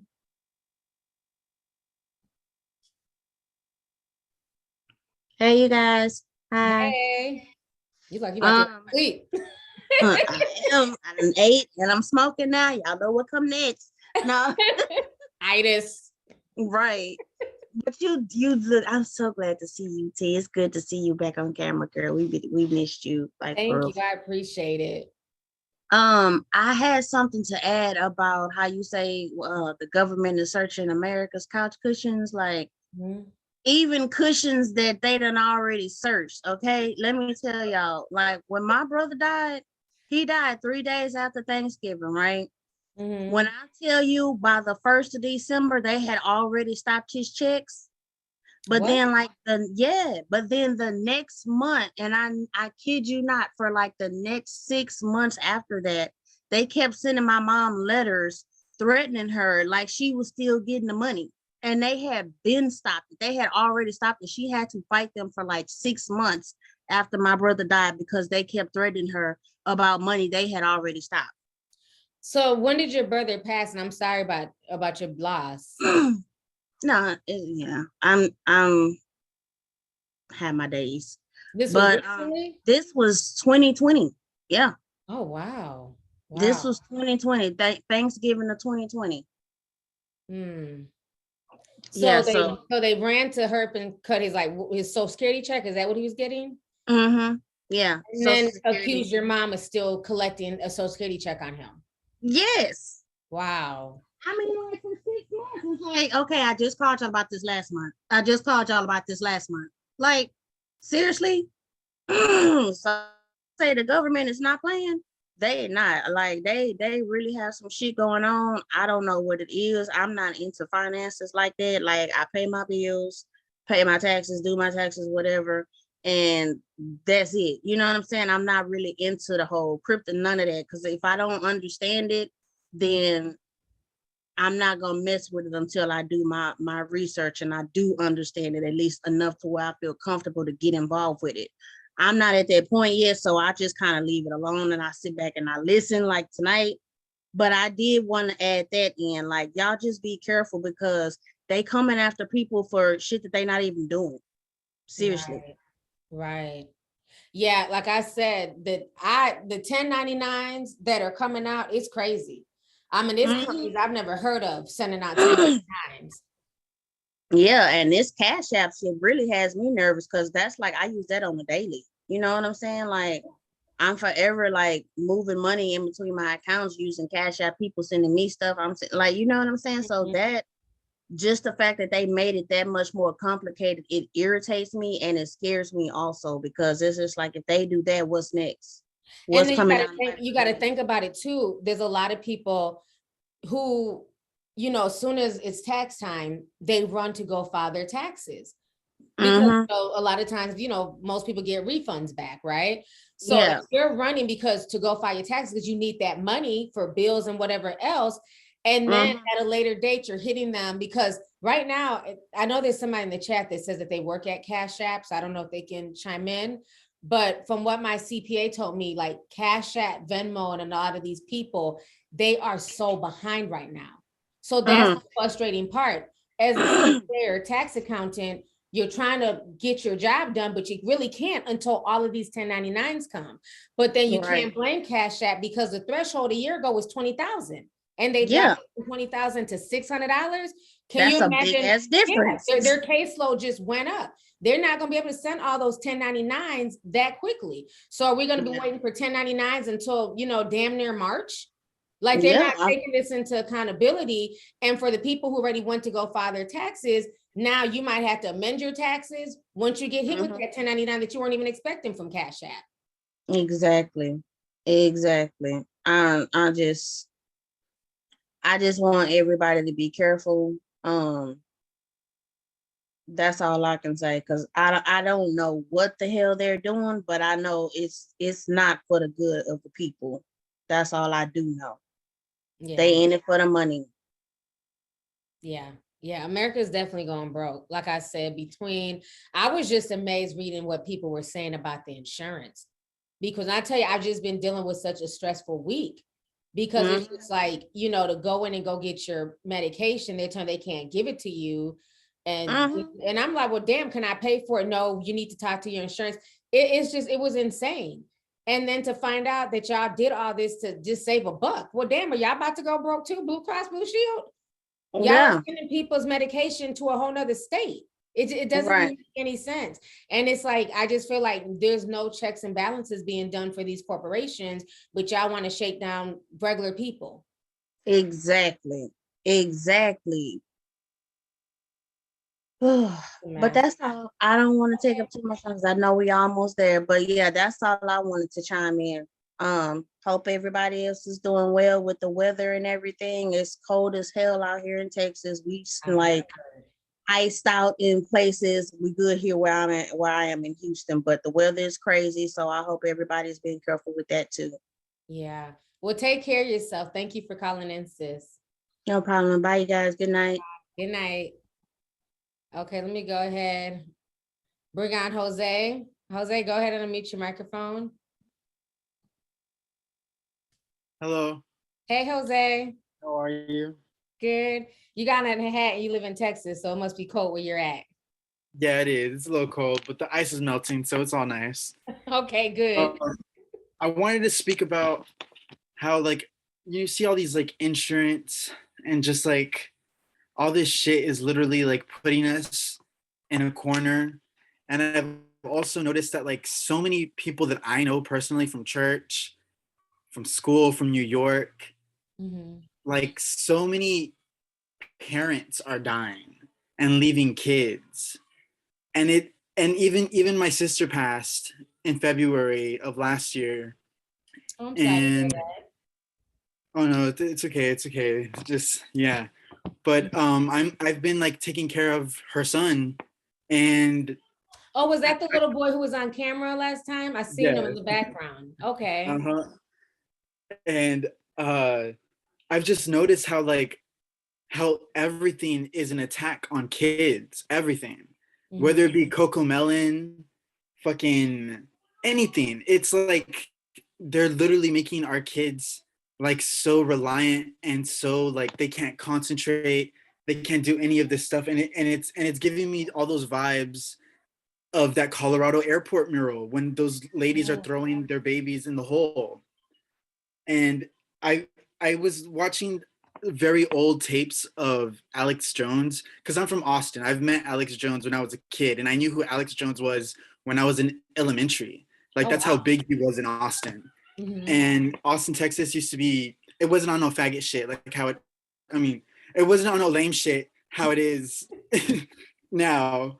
But back in the day, like I knew people who would go to the gun store and change their money into gold and all this stuff. But I was watching Alex Jones, and he mentioned some man named Ted Gunderson that I want you to look up because I knew you were talking about ritualistic abuse and stuff like this. And he's an FBI senior special agent in charge of private investigations. And back in the 80s during like the satanic panic, I wish I was alive for that so I could just get more tea. But he like exposed a lot of shit in the government, and he talks about like ritualistic abuse. But there's one thing that he said specifically that really freaked me out. He said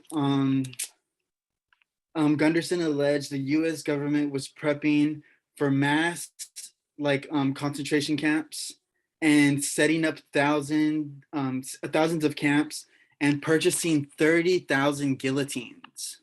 And this was back in the 80s, I believe. And that you know, Alex in the Bible, Jones it says emailed him. I mean, that Alex Jones interviewed him in the 80s. He did? No, I'm asking you, when you're talking about the Ted Gunderson, is that somebody that Alex Jones had interviewed, or no, you were saying he was just mentioning him for like something minor. Okay. But for some reason, his name just clicked with me, and I had to like look him up. But he died in 2011 from arsenic poisoning, but it was like cancer. He died from cancer, but it came from arsenic poisoning.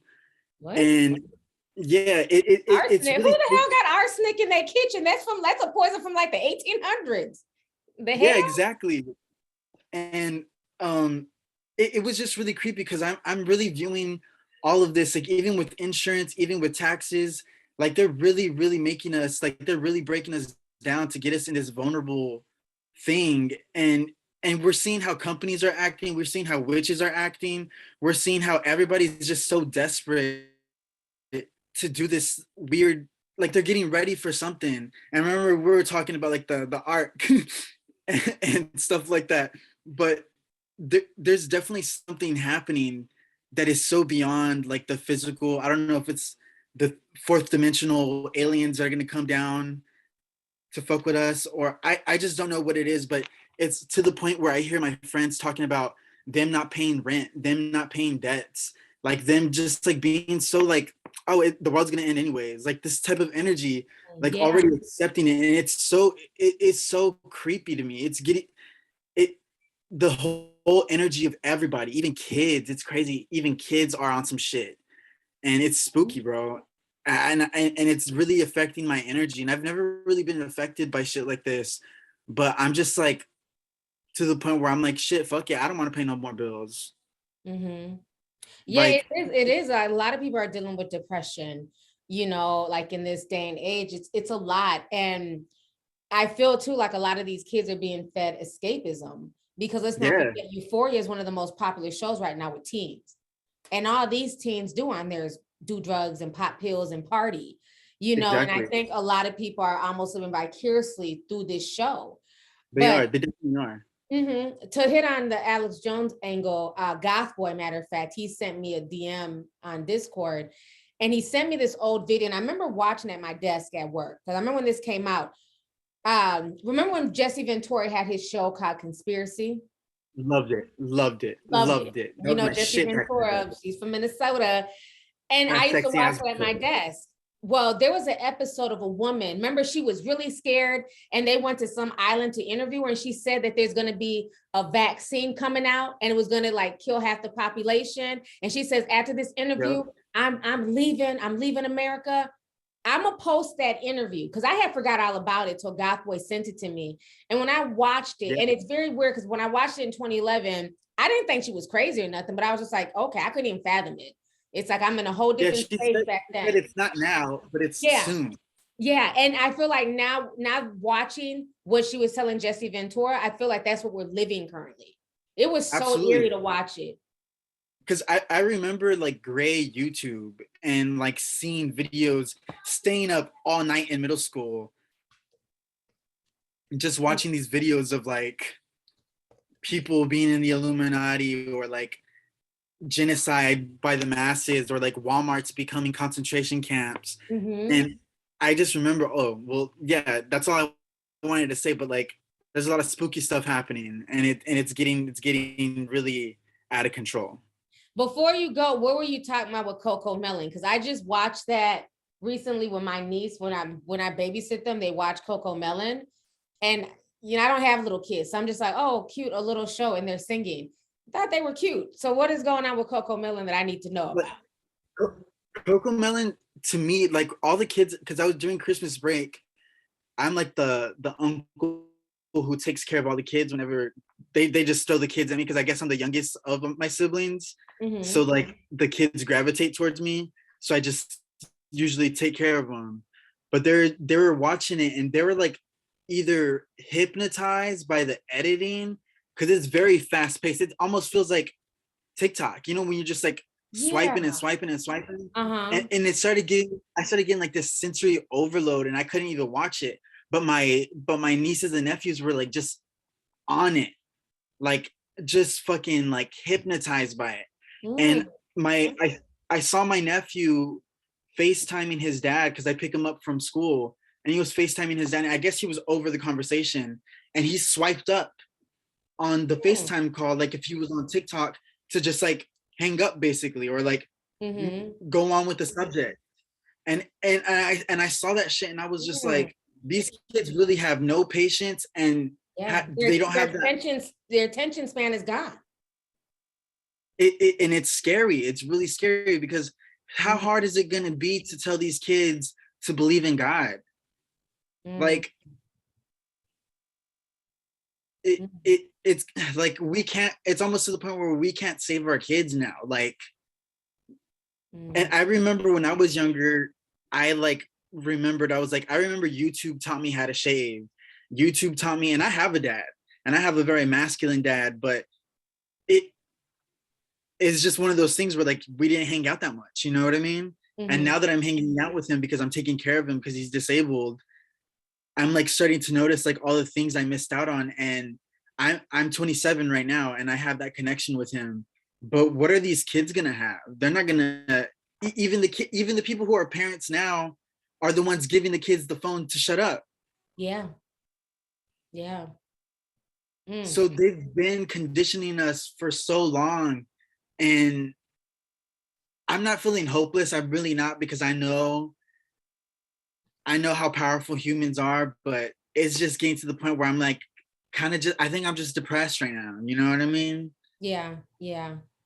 I think everybody's going through it, you know, and we'll just definitely keep everybody in prayer. You know, like it's very hard times. You know, everybody's dealing with like a different struggle and family, and it's so much going on right now. And it's sad, because that's the thing. Like, I look at these kids and I'm like, what is the future going to be for them? They don't even have enough attention span. Like, it's almost like sometimes when you talk to them, they don't even know how to make eye contact. They can't They even, don't. like, They they don't. don't know. It's like the weirdest thing. It's like, how was your dad's school? It was fine. They don't know how to conversate. Yeah. But then you give them an iPad and, you know, it's like they come alive. I don't know. Maybe I was just a chatty kid when I was, you know, in elementary school. But these kids are not chatty. And we can tell the difference between autistic kids who can't look at you in the eyes, and you can tell the difference with kids who just aren't there. Yeah, they're just checked out. Yeah. It's really, really scary, and it breaks my heart, because kids are the future. Kids can see spirits. You hit puberty, your shit gets turned off, and I feel like they turned off their shit at the age of 3 almost. It's so much deeper than just money and shit. Yeah. Well, you definitely left us with a lot to think about, Jose. I really appreciate you calling in. Yeah, I'm sorry. But yeah, I know he timed out, but I had to hear his thoughts on the Coco Melon, because I just recently heard about it, you know, a few months ago when I would watch my niece. And I'm like, what do you want to watch? Coco Melon. Who the hell's Coco Melon? So, you know, we put it on. And that was the thing I noticed. They switched from song to song. Like when we watched Barney, you know, I was a Barney fan. It was like a storyline, you know, like you had that full episode dedicated. But with Coco Melon, it's like something different every 5 minutes. It's like, okay, you know, yeah, but now that you said that, that makes sense. I never really looked at it that deep. I've also noticed, sorry for taking more time, but I've also noticed that my nephew really likes watching things on Netflix. And there's a specific section where it's like, oh, not that much words. And all they do is just make noise, like these characters. And like, it's just like these characters going, and there's no words. And there's a whole section on Netflix that's like not that much words. That's what it's called, I think. Like that's the name of the section on Netflix. And my nephew likes that. And it goes back to that Mask Man. Remember that when I sent you that Subway advertisement where it's like 2 people talking, that's bad. 2 people reading and listening to music is bad, but 2 people being silent with their masks on is perfect. Right. It's spooking me out. And la lengua tiene poder. The tongue has power. And I feel like they're really even minimalizing, like laugh out. Oh, I think his connection went out for some reason. He got booted out. See, Jose be going deep, honey. Hold on. Okay, there you go. Is it gonna? There we go. As Ghislaine Maxwell's lawyers coming after me again. They shut his whole thing down. But thank you for calling in, Jose. We appreciate you. I'm gonna look that up on Netflix. I didn't know there was a whole section that did that. Man, they're really dumbing down this generation of kids. It really is, and it's terrifying. It's terrifying. And schools don't even look like schools no more. My nephew's school looks like an Amazon factory. But that's it. That's it. All right. Thank you for calling in. All right. Peace out. Bye. Oh, wait, I never knew about the Netflix thing. That is crazy. Let me bring on a few more people here. Macabella, go ahead and unmute your microphone. Oh, I'm sorry, Makiba. Hello. I butchered your name. I'm sorry. It's okay. Hello. How Hi, do you say it again?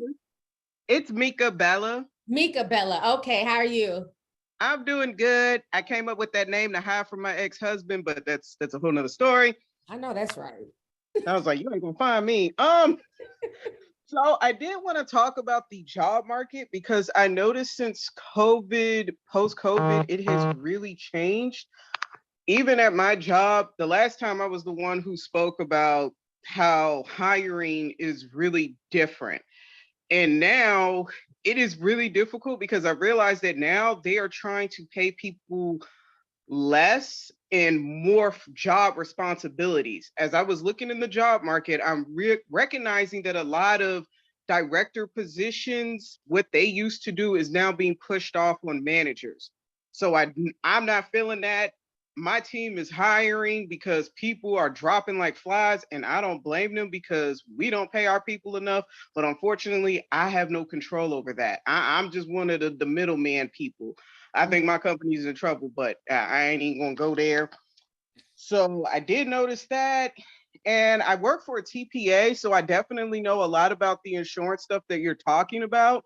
Mm-hmm. And I also notice every time I go to Walgreens, that's where I get my prescription at, they only give me 15 days worth. I now have to go in there every 15 days. And then my company changed prescription companies and they're like, oh, you can't get a 90-day prescription anymore. I was like, yeah, remember okay. you could go like 3 months without having to go back to the pharmacy. Not anymore. They said with the particular plan I have, they can only do 30 days. But then Walgreens is saying that they don't have enough supplies. So I got to go back every 15 days. And then my new prescription company was going through all this hoo-ha. And they're like, oh, well, if you get it directly through us, we will give it to you for 90 days and we'll mail it to you. I was like, okay, cool. And I had to actually reach out to my doctor as well and let her know, like, hey, they're going to contact you. So you might want to respond. Because I didn't trust them to respond. So I sent them a message. Mm-hmm. Ridiculous. And pretty much that was all I wanted to talk about. That was it. I'm short. Quick. Well, thank you for calling in, sis. It was good talking to you. Thank you. You look good. Take care. Thank you. Appreciate You're you. welcome. So let me go ahead and bring on Kim and Law. Kim and Law, go ahead and unmute your microphone. Hello. Hi. Hi. So I'm getting my master's hopefully at the end of the spring, but I'm hopefully going to get my PhD. And a lot of the tax issues, they've been trying to do this since about the start of social media. So they just want to collect the tax on the income because a lot of people have been kind of doing things that they're not getting their 1099s. It's not going through a normal business. So they're not reporting. But I think it was Universal Soul that said, you know, how she was using Cash App, where somebody was putting it on there. That kind of does mess things up for a lot of people.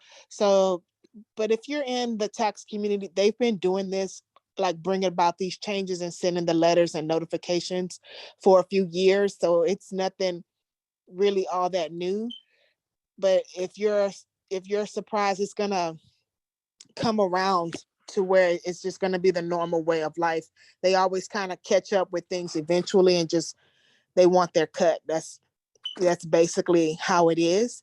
But I did want to kind of make a little bit of a side point because this is my conspiracy theory.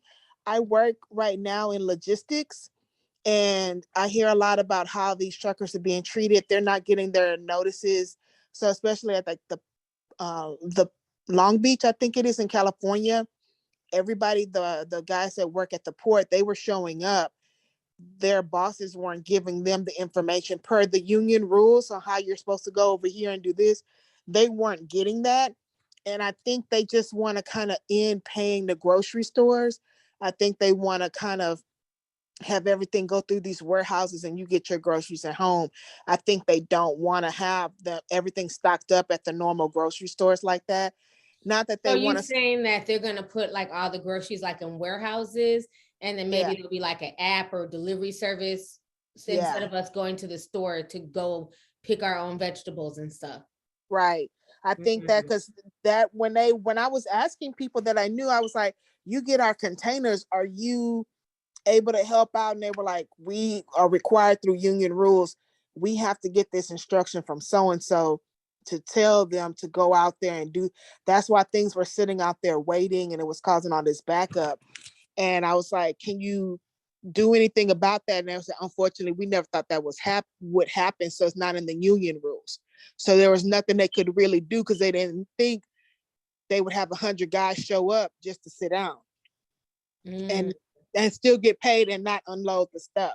It was a big delay. So that set my conspiracy theory off because I thought it was at first about supporting Amazon, but when Bezos ran out, because he didn't really plan on the leave and all of that, and they had to hustle after he made his announcement, they had to hustle and do everything. I think they're getting ready to kind of like break everything down to have something like where it just goes through the warehouse clubs. And I used to work for something called McLean Global. The guy that used to own the Houston Astros, Drayton McLean, he owned that. And if for some reason they're growing out of pocket, like it doesn't make any sense how big they're growing. And it's just because they do that type of warehousing where it's food broker and distribution. And it's basically, we shipped to HEB and Dollar General and all of that, but now it's like it's gonna start going to individuals' homes. So it's just everybody's kind of preparing for that. They want to break your reliance on the grocery stores. And one side note, if I may, Megan Thee Stallion and all of that, I know I was part of I think that was in the green room, but I really think her team at Rock Nation and everything, I think they're kind of tired of her and they don't know what to do with her. She used to write her own songs and do all of this. She still has not come out with a full album, but everybody's already sick of her. Like, I just think they throw her out there into anything and she kind of is required to like perform when they click their fingers. And so she has to do the nasty song. She has to do like this. And it's like, she technically, from the length of time we've known her, should be coming out with her sophomore album or maybe a third album. But that respect for her as an artist, that respect for her creative intelligence is just not there from them. So they took her from a place where she could have grown and developed, because she did have some like really good, thoughtful songs. And now they're just like, bounce your booty to the beat. That's all we want from you.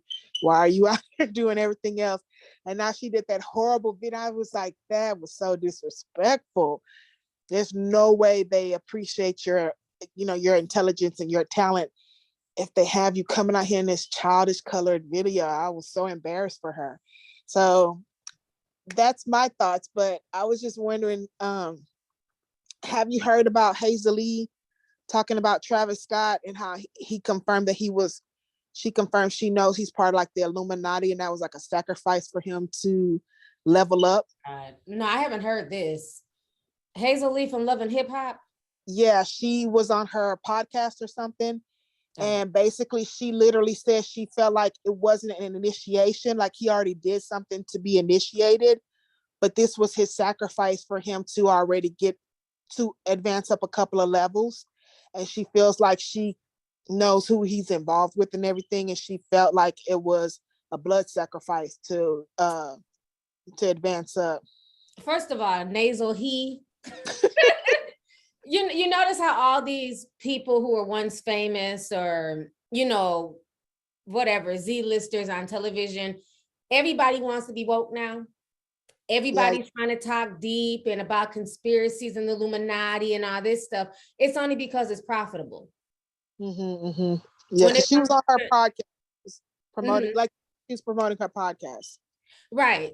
It's a way for people to come and watch her podcast. Not saying that he's not involved in dark, sinister stuff, but when regular people were saying this, everybody was reaching and people were starting, putting out petitions to get him back on Coachella and all this silly stuff. I can't take it seriously because a lot of these people were trying to be in these spaces with these people. And then once they didn't make it, now all of a sudden you're a truth teller. Right. You want to expose the industry. Yep. And I know I'm running out of time, but the no-knock warrants from Minneapolis, like about 10 minutes ago, they dropped them. So because they killed that young man earlier this week. So in case you were looking out for that did come through today. But the thing is, though, with that whole situation with Amir, they had a no-knock and a regular knock warrant. You know, they went into his apartment and he pulled out the gun. Now, I don't know if it's because he was sleeping, he was startled. You know, if you're sleeping, you got the gun on you and a bunch of people rush into your apartment. But the backstory is whoever they were looking for on that warrant, they had killed a cop in St. Paul. So I think tensions were high anyways. Because if you're a cop being sent into a situation looking for a cop killer, and you're going in, they're announcing this is the police, and the person still pulls out a gun. And I don't know if he necessarily heard. I would assume that he would have heard them saying that this is the police. But if you were asleep and you just see a bunch of people running in, and maybe y'all were doing dirt off that apartment, you're not really registering everything, right? Yeah. He grabs the gun and aims it, and then that cop, you know, ends up killing him. So it's going to be very interesting to see like where this goes. We're just really hoping right now, Minneapolis. That's why I haven't really spoke on it. I found out about everything late last night. My friends were texting me and sending me because my one friend that drives a bus, he drove by there. His bus route was in downtown Minneapolis. So he saw the yellow tape and he sent me pictures like, what's going on? I said, well, I'll try and find out. But the gun was in his hand. So there's going to be a case for that. Right. It's just a very high intense situation because again, we're on a warrant for a cop killer. You pull out a gun, we're assuming that you're about to kill another cop. So I don't know. I'm trying to figure out why this keeps happening in Minneapolis, the Twin Cities. Yeah. It's something very esoterical. I don't get it. From the whole George Floyd situation to Dante Wright, now we have the Amir situation. The killings up here have just been out of control anyways. But it's always anything involved with the police that goes viral, you know, but it's messed up because Amir wasn't even the one that was on that warrant. He wasn't the one they were looking for. So I don't know what's going to come of this, but it's already causing tensions. So we're just like, well, it's, you know, -7. I hope we're not going to riot, but you know, who knows at this point? I don't know. So y'all don't riot either. Because sometimes this paperwork that they do is just satisfies those that are reading it. But the attitudes of the police, like you say, and all the other things, like whoever issues those warrants, and you don't have a pressure to perform as the police. You can calm things down and like do your thing slow. But you know, a lot of times they try to show out and they try to, you know, like we caught him in 2 days, and it's like, if it would have taken you 7, I would prefer 7 if nobody would have gotten shot and that like no innocent people were hurt. But a lot of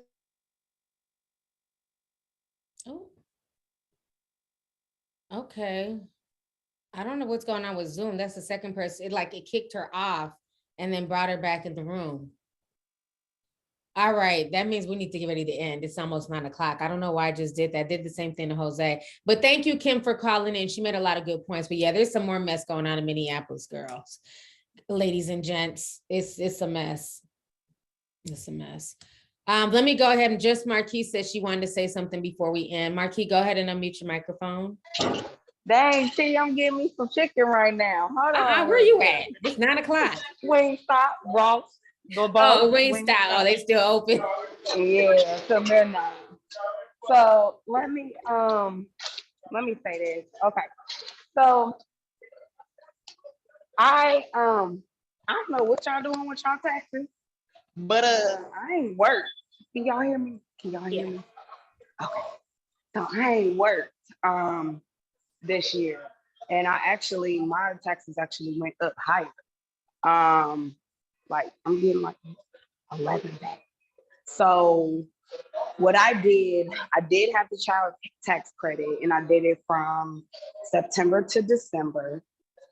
And so they're giving me the extra half back. Now, you shouldn't have to pay that back. And especially, are they talking about the stimulus? No, you don't have to pay the stimulus back either. Some So you people are should being told they have to, but like I said, I don't know the reason why. Because it could have been, you know, an overpayment or something Okay. wasn't calculated correctly when they received the money. Right. I don't know all the details, but some people are being told they do have to pay it back. Okay. And then I also added my I did a Schedule C for self-employment. I don't have any employees.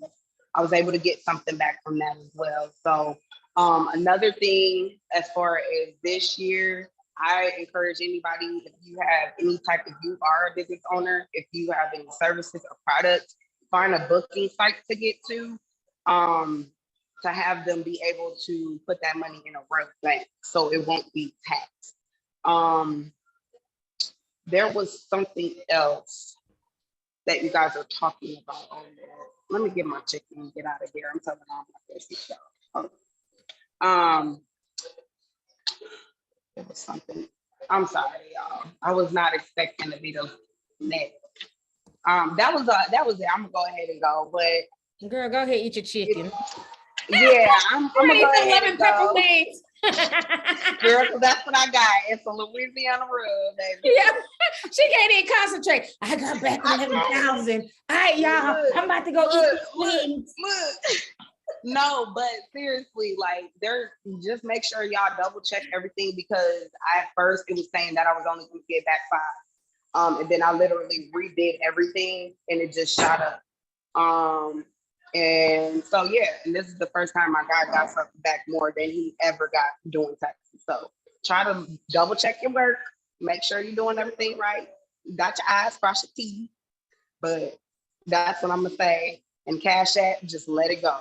If you need them to send something to Cash App, say for a birthday gift, say I pay you back, have them put that in the 4, and they cannot tax that. I feel like they're taxing stuff now because of a cash shortage, like you said, and they're taxing our cash because those are those cash accounts. So try that. Try to have them put in the note, like a birthday gift, or I'm paying rent, my portion of rent, whatever the case might be, and they won't tax that money. So that's my tea for today, y'all. I'm about to go eat. I love y'all. We love you too. Thanks for calling in, sis. You're welcome. Child, people in the chat talking about, can you stay another 30 minutes? Do y'all want to stay another 30? Okay. Okay, we can do another 30. Then I gotta go take my medicine later on because my arm is like throbbing. But yeah, let me get the last 4 calls. Don't 50 people raise their hand. I'm gonna do the last 4 people that had their hand up. So we'll do them. Y'all got 30 minutes between the 4 of y'all. Okay, Hardy, go ahead and unmute your microphone. Hey T. Hi. Okay, so I just wanted to talk about how you talk about the medicine. Mm-hmm. So I have an autoimmune disease, and my mama, she be like get my medicine, like she handle all of my insurance stuff like that. So I don't really know what I got, but sometimes they send it through the specialty pharmacy, and then sometimes she pick it up from Walmart. And the last time she went to get, like, because I have to take needles for a shot, and they gave her the wrong needles. They were talking about that's all they got. And I'm looking at it now, I'm like, it don't even have the right measurement. So it's kind of like a waste of money. And it usually comes like those certain needles I have, it comes in a pack full of stuff. And it's just like crazy because every time, like, my mama was talking about, you need to go ahead and like stockpile on my medicine, like my methotrexate and all that. And I'm just looking at her like she crazy, because why do I have to like stockpile it if I still have some left? And I'm kind of glad that I did, because now it's I have enough to last me, but it's just like the needles is like where it's kind of like a shortage. So there's a shortage on the needles that you need to use for your medications? Yes, ma'am. Mm-hmm. Yeah, she's definitely right about stockpiling. I know, what was it like in 20, well, it had to be like 2020. There was a shortage on ibuprofen, Excedrin migraine headache, but the kind with the caffeine that doesn't have NSAIDA or whatever it's called. it's the kind that's the caffeine based. People who are on blood thinners can only take that. There was a shortage. And I remember I had to buy like 6 bottles online because you couldn't find it for like weeks in the store. So yeah, if there's certain medications that you need, definitely try and fill, ahead. But the problem now that people are running into with insurance, like even with my medication, before I could get like a 90-day supply, they're cutting it down to 30. Because like the other lady was saying, at this point, they're running out of medication, so they can't give everybody a 90-day supply. So it's very tricky because a lot of medication that people need, these are like life-saving medication. Yeah, because it's kind of funny because everybody trying to get their immune system up, and the medicine is to bring my immune system down because it's like my body is attacking itself. So what did they say about the needles? Like, have you talked to your doctor's office? Maybe they can get you needles in the meantime? Well, I have some, but it's like I have to take the shots every week, so it kind of like I go through them fast. So it's like I'll either have to go to the specialty, like it's through like Wake Forest, or either I have to just wait until they get them more like at Walmart. But honestly, I haven't been stressing about it because I have this other medicine I take too that brings my immune system down, and they ship it like overnight. It's like with the Humira. But it's like also I honestly kind of take a lot of medicine because I take like the folic acid every day too. And now I'm finna like be taking like ADHD medicine, but I just be thugging it. Now, how old are you? I'll be 23 in July. Oh, okay. So you're really young. Yeah. Hopefully, this shortage won't it won't affect people. But yeah, whenever you can get it, just do. It's better to be safe by having too much of your medication than not enough, just in case. I mean, there's just certain things I've just stockpiled on. There's a particular pain cream that I like. It's like for sports, like if you play sports, like I used to get it for the boys, and they used to have it at Walmart. You could just go grab one and, last. And then I noticed, they weren't stocking them anymore. So then I had to go on Walmart. It's called like Abasor, something like that, but it's really good. It's like, you don't have to touch it. It doesn't get your hands messy. You can just rub it on whatever is hurting, your feet or whatever. Nope, it's not Asper cream. It's like a sports rub thing. Is it Tiger Balm? Nope. I'm gonna have child, let me go ahead and Google it. Cause now everybody putting in everything, but what I'm saying, it's a different name. I'm gonna put it in the chat. But I ended up like going online and just buying like 20 of them and then having them ship it here. Just for the fact, like, you just never know when you're just gonna need stuff, So like anytime you can get this, definitely do. But it's like a sports cream. I'm gonna see if I can find it online. Was there anything else you wanted to add? Oh no, I was just saying like I would definitely like stock on medicine because some things is just kind of hard to get right now. Yeah, a lot of stuff. And especially, like I said, if you have a chronic illness or something, if the insurance company will allow you and if your doctors will allow you, definitely try and see if you can get a 90-day prescription, at least before your insurance company cracks down and says no. Because before I could, now they're like, no, 30 days, that's it. So it just depends. But thank you for calling in, okay? And take care. Okay, you too. Bye. So let me go ahead. Huh? Yeah, I don't think you wrote the thing in the chat. No, I'm still trying to pull it up. Okay. I'm still trying to Google the name. Aaliyah, go ahead and unmute your microphone. Hello. Hello. Oh my God. Hi. Nice to finally, well, not really meet you, but like, I've been following since like forever. It's my first time actually talking to you. I'm actually kind of nervous, but excited. Hi, everyone. Well, thank you for calling in. How are you? I'm good. How are you? So how are you feeling? That's my first question. I'm hanging in there. That's about it. I mean, I'm pretty sure I'm not being the only one. We all been praying for you, and I really hope you feel better soon. So I wanted to touch in like a few things that they said. First, it's not really to like the conversation, but just to the other graphic design sister I'm also a graphic designer. I'm a bit older than you, but I have over like 5 years of experience, and I know the market is bad, but trust me on this. If future you will give you an advice right now, which in this case will be me, get into courses. I will suggest you a couple that I got into. Unfortunately, they're in Spanish, and I don't know if you speak Spanish or Portuguese. So I don't think you can take them. But if you only speak English, trust me, there's like Udemy, there is like the Google courses. Even you can start with YouTube, but try to move just away from graphic design, because right now graphic designers are gonna be like the new project managers, and you're gonna be like minimum wage and not even. So that's an advice for you. The second thing that I wanted to touch really quick is I literally just got into the Blue Cross Empire Health Insurance. And my understanding until this Zoom tonight was that that was one of the best ones.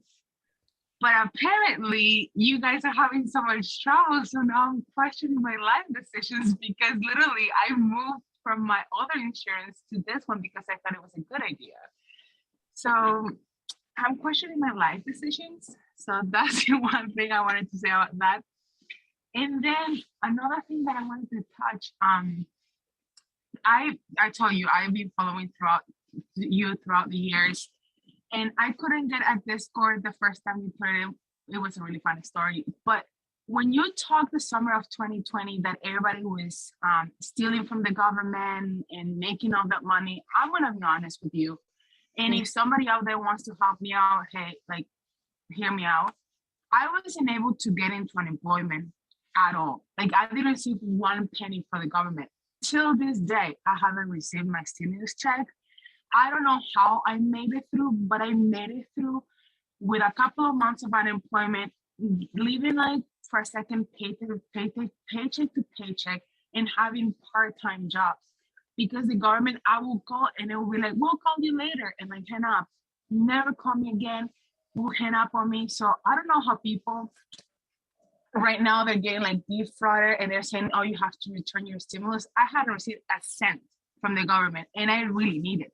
I mean, I made it work, but that's one of the things I also wanted to say. And I think I'm going super fast, but the last thing I wanted to touch on, and then if you want to say something, what Jose said about the kids getting like the whole, I cannot repeat everything that he said, but Jose got into really good points. I'm about to be like 30, sorry, I'm 29. Like this month is Black History Month, is my birthday too. I'm a Pisces. Not all of us are evil, but promise. But we were with my friends, and all of us, like I'm the youngest one, all of us are like in like 20s, 30s. And we were in Washington Square Park trying to get like a joint. I'm not gonna lie, I like the green. No, usually I do oil, but you know, I was with my friends, so we did green. Anyway, we were talking with this guy that was running it for us. And I kid you not, she was probably not younger than 13 years old. Came, and you know how like there's when somebody's addicted to something, or like they're having like a crave, you like your body trembles and everything. She was trembling to every single person that was rolling a joint, because she was wanting like ecstasy or cocaine or everything. And she was not older than 13 years old. And my friends and I were like, because it was like Washington Square Park in one of the storms here in New York City. And it was like probably like 10 p.m., not even, because the storm just had started. And we were just starting to get covered by snow. I thought she was 11. My friend was like maybe 13, but I was shocked. So all the points that Jose touched, I was just like, yep. And it was, to me, it was very creepy. And I kind of wanted to say, like, what do you mean you need a fix? Where is your parents? Like, why are you here? Like, I was maybe, I don't know, but like, to me, I kind of wanted to act like a mother, even though I'm not a mother, and be like, what are you doing here? What fix do you need? How old are you? And who's in charge with you? Like, why are you, like, I don't know. maybe I'm crazy, but that's all I wanted to say. You want to say something? I feel like I went super fast. Okay. I'm super Yeah, excited because talking to you. Marquita popped up on the screen. You about to cut your mic, girl. I'm sorry. I'm so excited talking to you. Marquita driving like, stop. No, thank you for calling in though. I appreciate it. Oh, it's all okay. Thank you. No, you're fine. Thank you, Aaliyah. Okay, so we got 2 more people. So let me go ahead and bring on Jaleesa Nicole. Go ahead and unmute your microphone. Hi, T. Hey, Jaleesa. You hear me good? Okay, cool. I love that you always say my name correctly. I always get Jalissa. Okay, so what I wanted to say was, you know what, I'm going to put my video on. Okay, so I wanted to touch on 2 things. So with the kids thing, I actually work at a school. And today, one of the girls' boyfriends was shooting in front of the building. So was shooting in front of y'all school? Yeah, he was shooting at the school. And apparently, I don't know exactly what the situation was. They made us go on lockdown. And apparently there was, the girl has had 3 other incidents. And I don't know what they're going to do with her because they said she's been a problem since she got to the 6th grade. And so I've been thinking to myself that I think what it is that when it comes to social media, they're so desensitized to death and to all of these things. And because they didn't really have a balance, because they were all locked indoors, they were probably only enduring all of this, taking in all this negative energy and this negative stuff. And I just saw in the chat, somebody said glorifying toxic relationships. That's, true as well. And they don't know how to interact with each other or how to make eye contact. And that was something that we were definitely talking about. And, my supervisor was saying, she's like, it's almost like they don't know how to interact with each other anymore.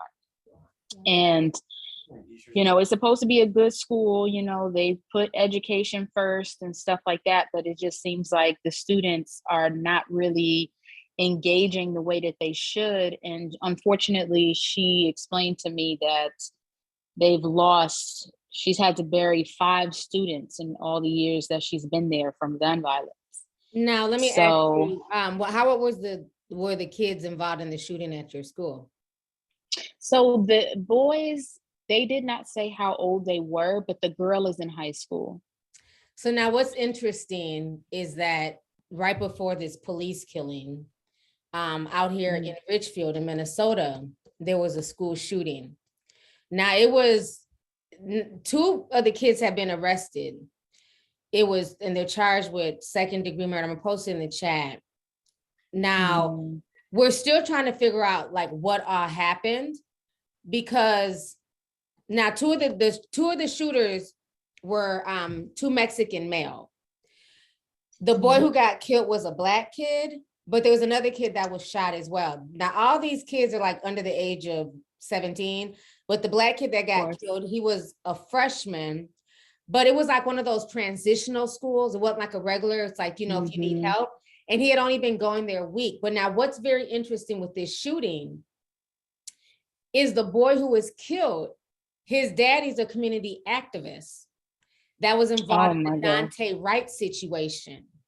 His daddy is in jail right now facing a felony charge because he done drug all these people to the judge's house. And they basically threatened her, like, if you don't find this cop guilty, you know what I'm saying?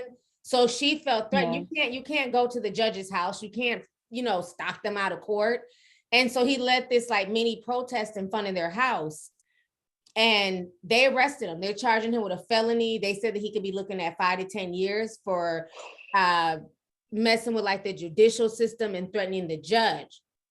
Well, now we just find it ironic that this little boy was shot in front of the school, and that is his son. And he found out about it while being locked up for this whole Dante Wright judge threatening situation. Yeah, so that, so you talking about a kid, a school shooting just reminded me like what we're going through out here. And I don't know what caused it. I don't know if these kids were beefing. they don't even look like they would even know each other. It was like just so random. And I don't know if the person who did survive, I don't know if maybe that's who they were aiming at, but then shot this 15-year-old by accident, because the 15-year-old, they said like he was like a football player. He wasn't really involved in nothing. He was only there to get extra help, like in English and, you know, to get tutored. So it's just a lot of Yeah, weird my friend went to stuff one of going those on. schools. You said what? I said my friend went to one of those schools. So I definitely know, and it was horrible too. I don't know what that is. I don't know what that is. But the other thing, but you know what? Even going back to the kids, you know, I think I know it sounds like really morbid, but sometimes I feel like in the time that we're in, there is really no such thing as love. I think the only love that exists truthfully and is between a child and a parent. So I think that that's why they attack kids so much, is because that's the only real love that we kind of have left in the world. And once you taint that, then there's nothing else. So I think it's not even just, the children are the future, but I feel like children give unconditional love, and that type of love between a parent and a child is very deep. And so you can just see how they're separating them from, somebody said people treat their kids like that. No, that's true too. I have a horrible relationship with my mother. I don't even want to get into that. She's a horrible person.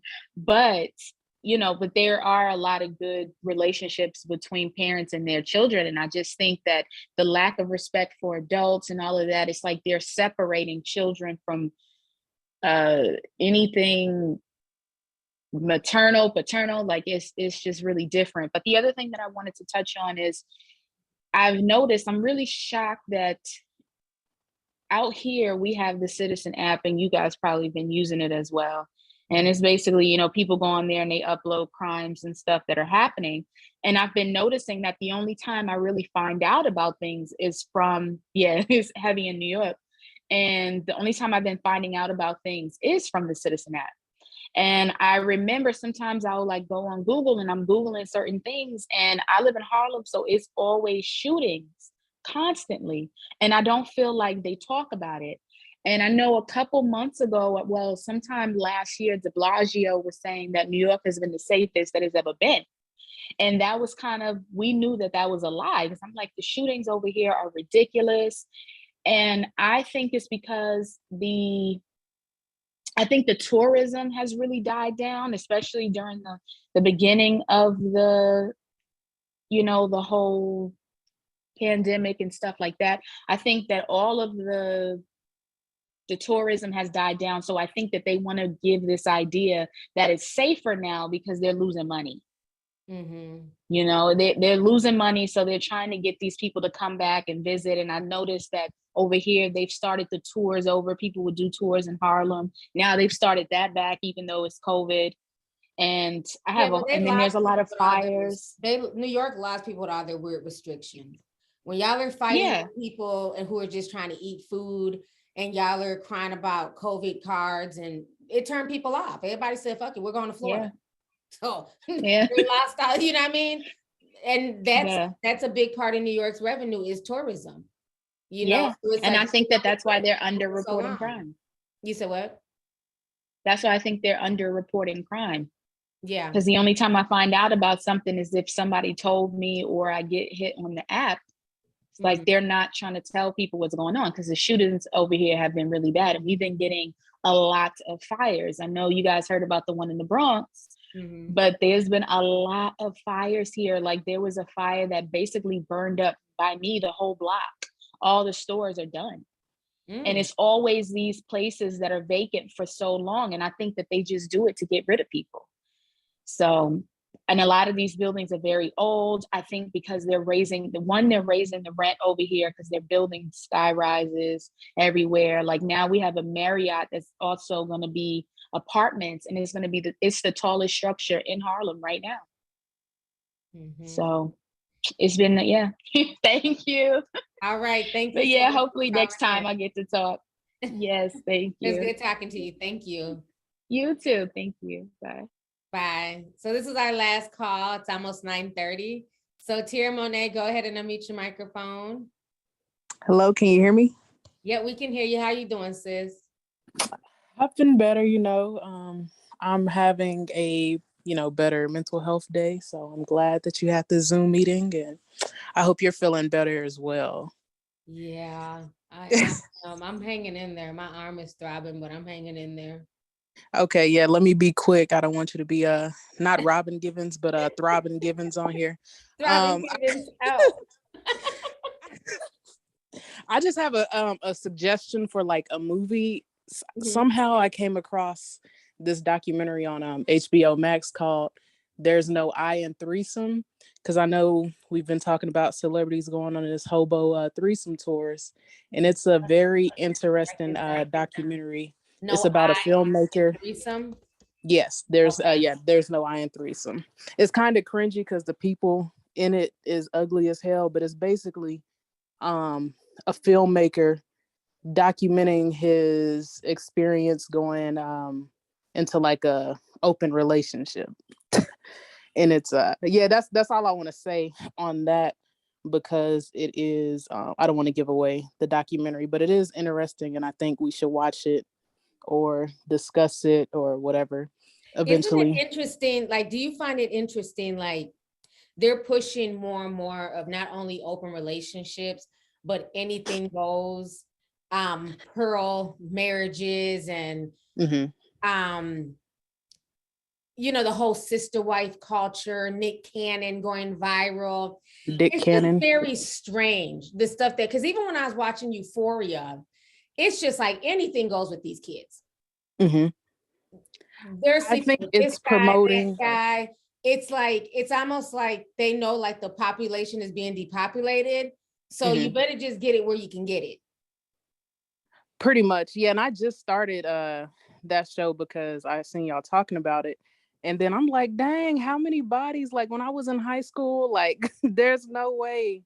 Like I had two main boyfriends in high school and one only, had sex at one time. And the other one was multiple times, but it's two people. I lost count of the body counts on this show. And I'm just like, what? Right. But I think it's one, a lot of people, they lack sexual discipline. So they're just out doing whatever. And two, I think they're trying to, promote it to kids. Like, yeah, it's okay. Like how the girl slept with the dude's dad or whatever. But it's like nothing, I guess, no type of punishment or anything bad coming about it. So I think they're just trying to, slowly usher it in. So, pedophilia could be normal. Like, and then it's gonna. That show's ushering in a lot of agendas. Exactly. We're gonna talk about that on the green room. I've been taking notes. There's so many things that I see through the bullshit with that show, and it's disturbing, but it's the hottest show right now. But it's definitely a lot of stuff. Even the fact that they continuously show frontal nudity of men. Yes. I've never seen so many dicks in my life. I'm right. like, I'm not even sleeping with these guys. Why do I know what your package looks like? And it makes me uncomfortable because these are supposed to be high school kids. But they're showing like full frontal nudity, even the dad. Right. And like back in the day, like in the 90s, you never seen any meats or dicks or anything in like the movies during sex scenes. All you seen was titties and ass. But now this show is just, dick. I've never seen anything like it. And all the kids are watching it. My kids are watching it. All their friends are watching it. So I definitely feel like they're pushing stuff. And even with Nick Cannon, to get back to him, the fact that he is, I'm not going to call him the Pied Piper, like, how R. Kelly was considered like the Pied Piper of R&B, and, young females. Nick Cannon gives me that vibe. Like he's, and I hate to use that word, the Pied Piper of young kids, because he's always been geared towards young kids, right? He doesn't have necessarily an adult audience. Most people my age do not watch Wild 'N Out, not on a consistent basis anyway. Most of the people I know who watch Wild 'N Out are young people, like teenagers, college students, because it's a variety show and, things like that. So I feel like he has such a young audience, and his behavior to me just does not make any sense, because this is somebody who for years, proclaimed to be woke and, the Black man is God and, all that stuff.